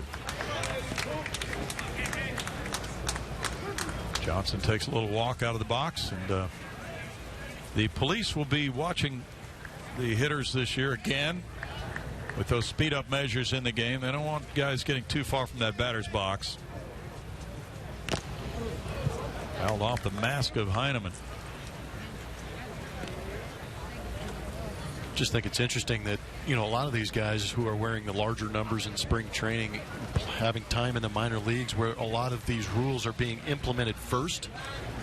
By the time they get to the big leagues, some of these rules are being implemented again at the big league level. So they're already used to some of the processes and speed up rules, if you want to call them that, when they get to the big league. So I think that's, you know, a smart move on Major League Baseball to have these guys used to it by the time they get here to the major leagues. Right. Leadoff walk to Johnson. Because it's usually the grumpy old veterans that have a tough time adjusting to new rules. Now Matt Reynolds is coming up. He singled to right, stole a base in the 7th inning. Well, one big league manager was telling me that as far as the way things went last year, it went pretty smoothly, but hitters were warned if they would take too much time and get out of the box, and they were given a few warnings, and there was some record keeping on which guys were warned and how many times they were warned, and if they persisted, they were fined. Huh. Yeah. Yeah, that's stuff you don't hear about every day. No. Just some subtle letters sitting in your locker. Make a nice donation to a local charity. Yeah, and so when that word gets out to the players' fraternity, people are more cautious in doing that because they don't want to write that $500 check sometimes. Yeah. And umpires are different too, much like their strike zone. Some guys are, you know, old and crotchety and don't want to adhere to some of those rules because they feel it messes with the integrity of the game. Some guys are real sticklers about it.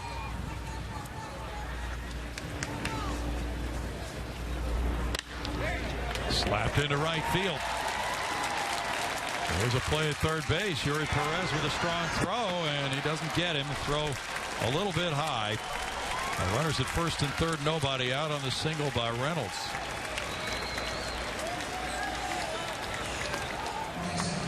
I was a little curious to see Kyle Johnson test the arm of Yuri Perez out there in right field. We saw that great throw home earlier in the game. But that's why you do it. You challenge him. In order to get the guy at third base, you got to make a pretty good throw. That one was a little bit high. A.J. Hinch is coming out to the mound. By the way, we've had this question on Twitter, Blummer, and we've been wondering among ourselves and asked Julia about it because she always knows more about rule changes than we do. She does. we didn't really have the answer. Okay, with the speed-up measures now, A.J. Hinch, in this case, has 30 seconds to go out for that mound trip. That clock starts, so to speak, not that anybody's running a watch on it, when he hits the field from the dugout. So his first step out onto the field, the 30 seconds begin. That was well under 30 seconds. But the question has come up to us from some fans, hey, what's the penalty if they take longer than 30 seconds? I asked Terry Collins. He said there's really no penalty. They just tell you to get off the field. But I would surmise that if it persists during a given game, the umpire will be very, very demonstrative in telling them to get off the field. They play at a double play depth here. And there's ball one. And, you know, you could probably conjure up a scenario in your own mind that if it's August and it's a hot day and you've got bad vibes between an umpire and a manager, and he's already told him 2 or 3 times that he's taking too long, there might be an ejection somewhere down the line if he doesn't comply with that directive. And I think that's a reasonable assumption. I was wondering if they would, you know, put it on the pitcher, say, ball, okay, we're going to put a ball on the count right now. I don't know, make it a 1-0 count or a 2-0 count, depending on situation. But there's got to be some consequence other than getting yelled at, which is always not fun. No. Now the infielders have moved in tighter. And that's a strike for a 1-2 count. So Reynolds really trying to prevent this run from scoring. Does not have an out. He has runners at the corners with a 1-2 count. Stephen Sable, the batter, trying to make some kind of contact here.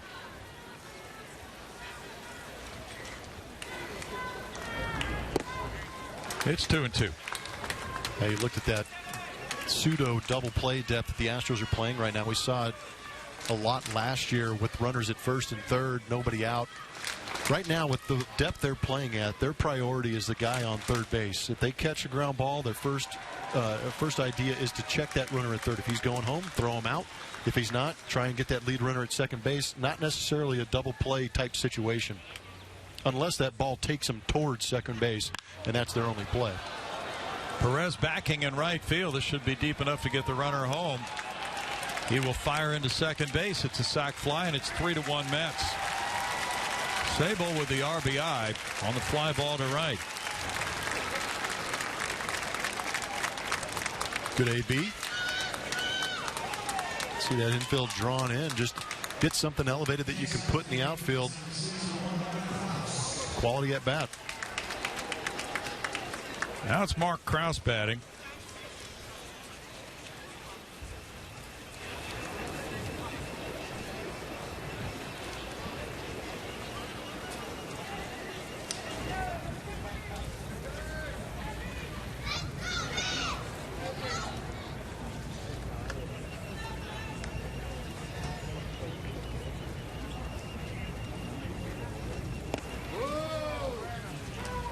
And strike one.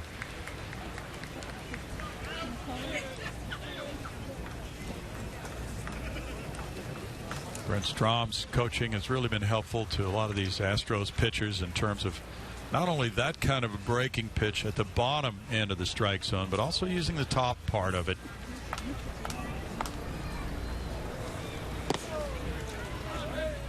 That was always part of the fun being a young guy when you get called up to these, you know, minor league or these big league games, is you get to hang around these guys. You just get to hear the way they talk and what they speak about, and you get a good idea of what they do to prepare for a big league game and what their philosophies are. I mean, we've talked about it plenty. You read about it plenty, what Brent Strom brings to the table, and you're right. Not only is that breaking ball effective down in the zone, but the reason it is because he's not afraid to teach these guys to pitch elevated in the zone with their fastball. A.J. Hinch talked about it before the game, too, with the media, that for so many years, pitchers were taught to really focus on that down and away pitch right on the corner. But the hitters have become so good at hitting that pitch, if you get it up a little bit, that now they have more to think about if you're up there at the top part of the strike zone as well. Well, I think the best example of that is Mike Trout and his swing. He's dominant in the lower part of the zone. He does a great job of going down there, getting the fastball, number one. but also the breaking ball down in the zone. His swing is geared to go down and get those pitches and drive through them and launch them out of the ballpark. And we've seen in years past, being in the AL West and facing the Angels quite a bit, that Astro pitchers do a great job of attacking him up in the zone and have been successful.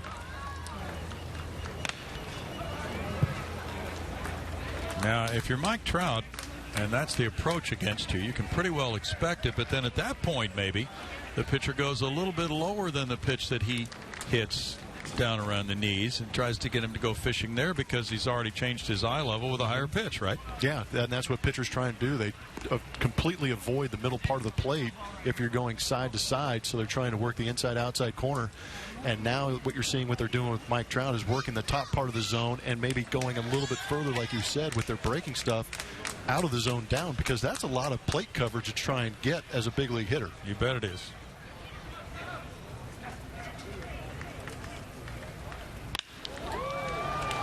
Well, the shift was on. Sclafani gets it to the shortstop, and a relay to first is offline.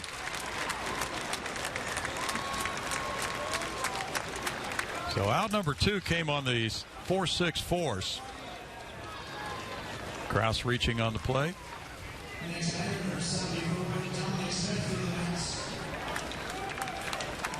Dominic Smith, the batter. Yeah, I wanted to ask you about that. As a hitter, if you have to defend the entire strike zone, how much more difficult is that? It's incredible. Yeah, it's borderline ridiculous. And even with some of the pitchers that you're going to face, my greatest example is I was lucky enough to face like Pedro Martinez in his prime, the Greg Maddixes and the John Smoltz.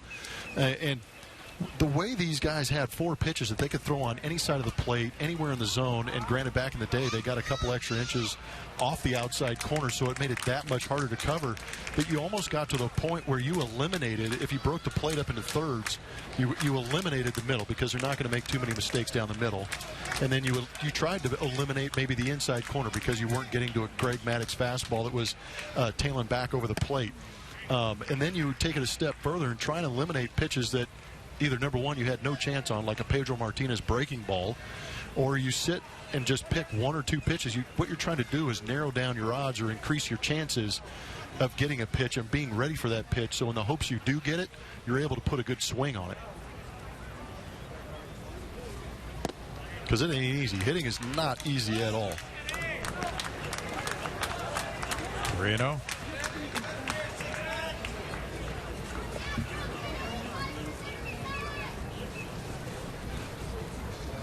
Just a great question, and that will vary from guy to guy too, and that could vary from month to month depending on how you're feeling also.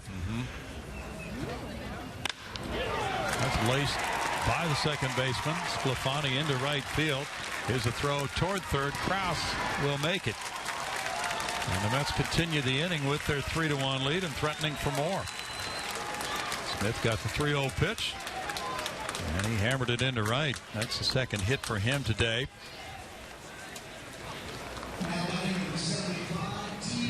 TJ Rivera came off the bench in the 8th inning, and he struck out.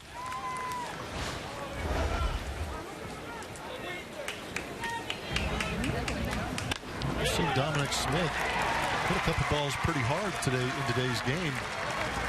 He also had a single earlier in the game off the top of the right field wall.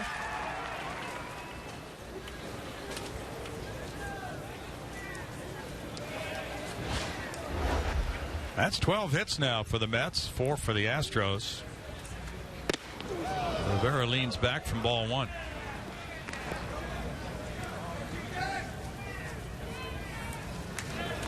Did you ever go to spring training as a fan? No. Never did. Not as a kid. I mean, unless this counts right now. No, then this I doesn't can say count. yes. Yeah. No. Okay. Then I have not. No. Okay. I didn't either. 2-0. I encourage it greatly. Oh, yeah. Especially spring break time with the kids. Yeah, and the access to the players is so much greater down here at a lot of these spring training sites. We heard Jim Crane, the owner of the Astros, talking about that and how he wants to make it a little more conducive for the fans to go out there on those minor league fields as they're walking in towards the big league stadium. Backhanded Davis. And the strong arm puts it right there, chest high, to end the top of the inning. The Mets get an insurance run. 1 run, 2 hits, 2 men left. They lead it 3-1. Bottom of the ninth is coming.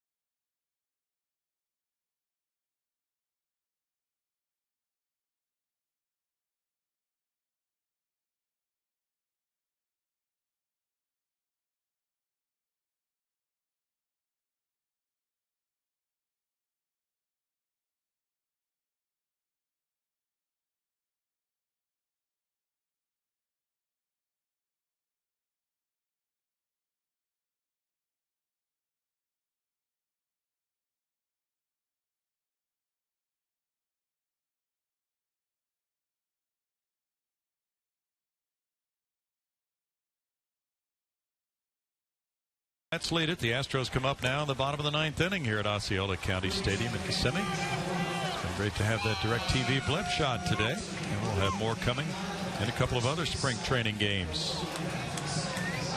Fans have enjoyed the day. They would enjoy it a little bit more from the Astros side if they saw a game-winning rally here in the bottom of the ninth inning. Tony Kemp will be pinch hitting for Teoscar Hernandez to lead it off in the bottom of the ninth inning.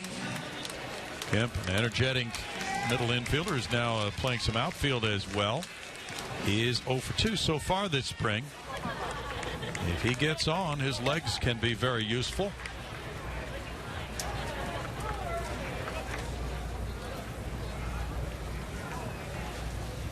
And so Robles remains in the game and throws ball 1. He got the final out in the 8th inning with 2 men on, retiring Derek Fisher. Kemp is 24 years old, listed at 5'6", 162 from Franklin, Tennessee, and Vanderbilt University. 1 ball, 1 strike. He advanced from AA Corpus Christi, where he was an all-star in the Texas League, hitting .358 for 193 at-bats, to AAA Fresno, and spent a little more than half the season at Fresno with a .273 average there. In 2014, he led the minor leagues in runs scored with 121. It's 2-1, so he's an ideal candidate leading off an inning to get something going, Blummer. That is the truth. And just at first glance, seeing Tony Kemp at the batter's box, Fernando Vina, yeah, pops into my head. Just the stance. That's true. Those are great numbers coming out of Vanderbilt. Could be a great table setter, like you were saying, for a lot of these guys that we've already talked about. The A.J. Reeds and the J.D. Davis with 100-plus RBIs. The reason they're getting those RBIs are because of guys like Tony Kemp. For sure. Last year, Tony had 35 stolen bases at the 2 stops in the minors.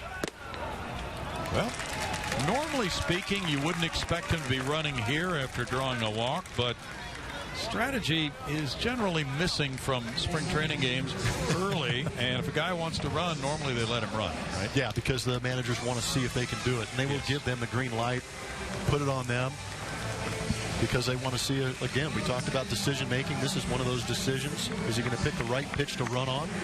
Is he going to run early enough in the count to give the hitter a chance to pick him up? I would not be at all surprised to see him going. No, I guarantee he's going. Tyler White, the batter. Inside ball one. Tony Kemp has 97 minor league steals in 3 seasons. He's been caught 38 times. But also I wonder if AJ's thinking, you know, if I've got these young guys here and we're playing this game with the score the way it is, do I play it the way I would in a regular season matchup? True. Tyler White's 1 for 6 this spring. After that excellent minor league campaign last year and then the good winter ball.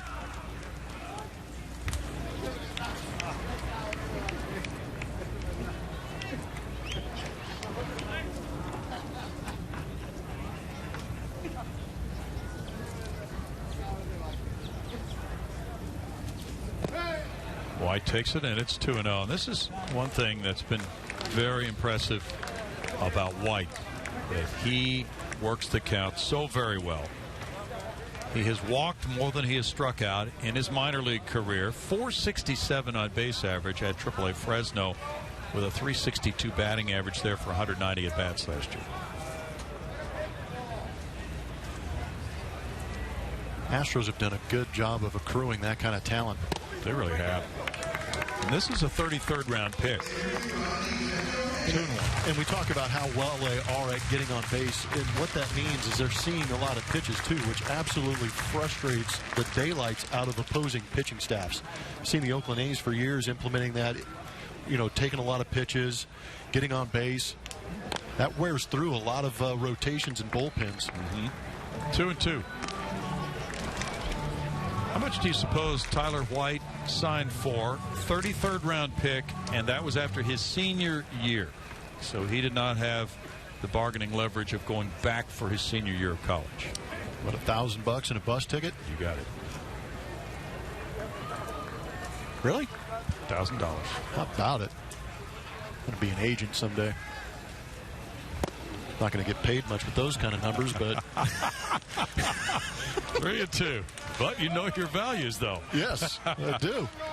Unlike some How agents. about the return on the investment with this guy? Yes. It's pretty good. But again, it's all about that opportunity.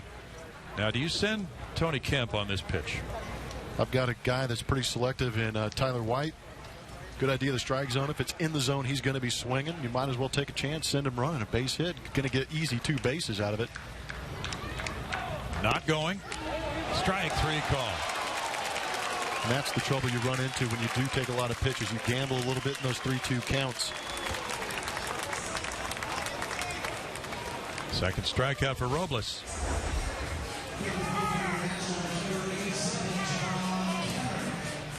Those borderline pitches in a 3-2 count. You've got to go out on the attack. You've got to think swing first, take second. Wasn't a terrible pitch. John Kemmer's the batter. He hit a fly ball to left in the 7th inning. Very quiet at the plate. Strike to Kemmer.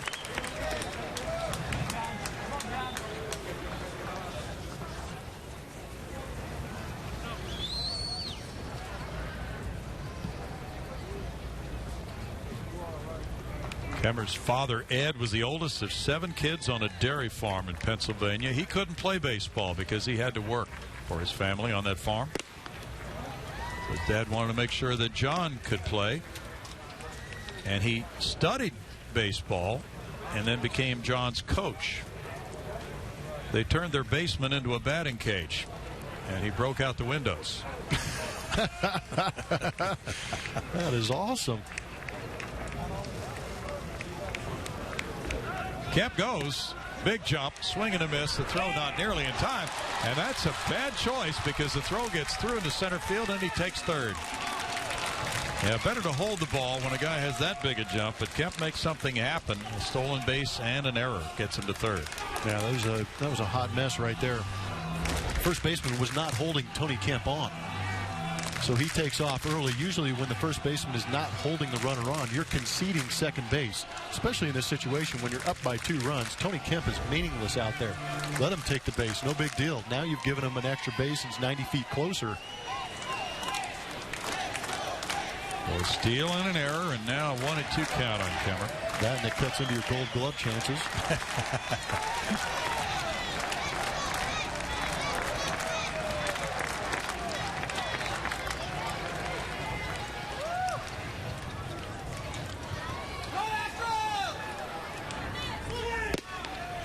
2-2 to John Kemmer. You look down to first base, you can see Smith playing off of Tony Kemp. That's a pretty good indication that the bag is Tony's to take. But again, should have been a little more communication between the pitcher, the catcher, and the middle infielders, just saying, hey, look, if he goes, let him be. Now 3-2 for Kemmer. Jeurys Familia will be the Mets closer this year. He had 43 saves for them last year.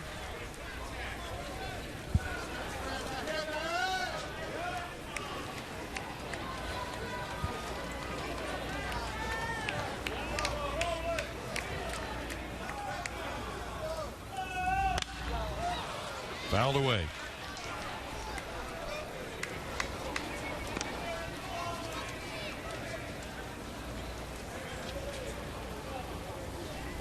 Henry Mejia is going to be serving an 80-game suspension. He could be back in August. Strom and Reynolds working on some things. And that is so valuable for Reynolds to be able to have access to a guy like Brent Strom right now in camp. Brent Strom is something to watch, isn't he? When he works with a pitcher, often he will place his hand, the pitcher will have his hand on the baseball, and Strom will put his hand on top of the pitcher's hand, show him exactly where he wants those fingers on that grip. And Stromy doesn't have to do this. This guy's not on the big league roster. He could say, hey, son, you know, you were doing a couple things wrong, go get him. But he's down there, like you said, hands-on, talking the talk, helping him understand what he was doing. Yes, he loves to help pitchers, no matter what club.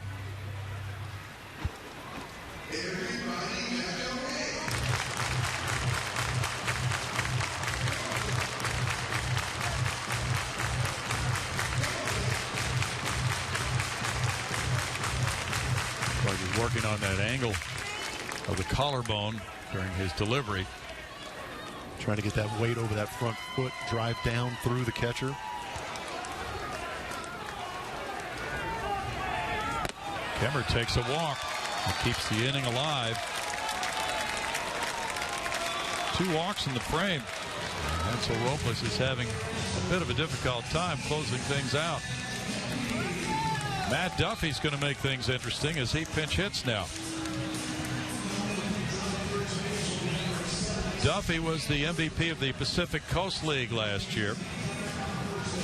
We're getting a pinch runner at first base as well.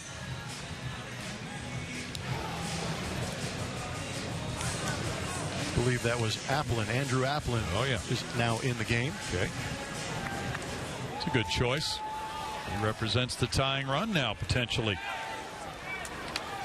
Glad to see he took that bubblegum off his hat. Ruin the aerodynamics when you're trying to score. Yes, it would. Duffy hit a long home run in the Astros spring training opener. He is 1 for 3 this spring. And last year with those MVP numbers for Fresno, really made the Astros brass take notice. Fouls it back. Only had 8 at-bats for the Astros when he came to the big leagues, but they were impressive. He's kind of got the mannerism. He looks comfortable. He does. A lot of those ABs in the big leagues. He's 26 years old, so this could very well be his time as far as making an opening day roster, and that's yet to be determined.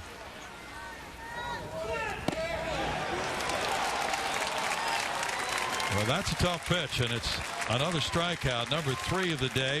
Robles now 1 out away from closing it. And John Singleton's going to be the next pinch hitter he's facing. Now it gets interesting. Yeah, it does. There's enough juice in Singleton's bat. Drive one out of here. Singleton is 0 for 5 with 3 strikeouts to begin spring training.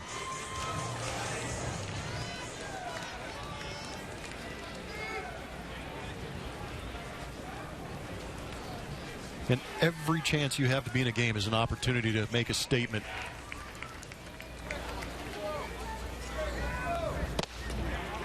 And for a strike. Pretty good pitch to hit. Yeah, as a pinch hitter, I would think that would be one you'd be looking for, right? Oh, man, yeah. I remember having conversations on benches with a lot of guys that pinch hit in the major leagues. And they first idea you have in that box is go up there, and if you get a fastball, you're going to take a pretty good pass at it. 0-2 now. Singleton, 24 years old, hit 22 homers for Fresno last season. Got a .505 slugging percentage there. And he would love to tie into one right here with the Astros down to their final strike. They're going. It's a ball, no play at second base. Now that could be big. Yeah, it could. Because now a single potentially ties the game. So true. 1-2 with Applin taking the open base.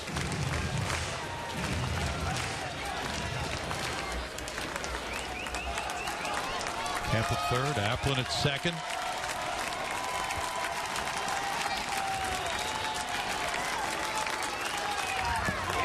And a strikeout ends it.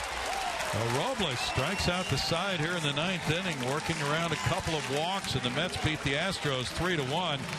An interesting game at the end with the Astros bringing some firepower off the bench with Duffy and Singleton both in that battle to be the opening day first baseman for the Houston Astros, and neither one is able to come up with any kind of contact, and that's why the Mets win it 3-1. Yeah, it was a rough day offensively for the Houston Astros. We saw a lot of lightning out of those bats yesterday, but only 4 hits on the day for the Houston Astros. Well-pitched game, though, on the Astros side also, which was nice to see with Colin McHugh going out there and starting that ball game. But, yeah, just lack of firepower. That's all it was. Tried late, did a good job of getting on base, making some things happen, and all you're trying to do is create opportunities late in games for that electric comeback. Just didn't happen. Blummer, thanks so much. It's been fun the last 2 days, and Godspeed to you. Successful trip, and we'll see you back here in Florida on the 22nd. I appreciate it, Brownie. Always good working with you and the rest of the boys in the truck. 3-1 final. That'll wrap it up from Kissimmee as the Mets beat the Astros to hand Houston its first loss after 2 wins. Astros spring training on Root Sports will continue next week. We hope you'll join us Tuesday. The Astros take on the Washington Nationals that day. Coverage begins at 11:30 a.m. For Julia Morales ducking there and Jeff Blum, thanks for joining us. We'll be back next week.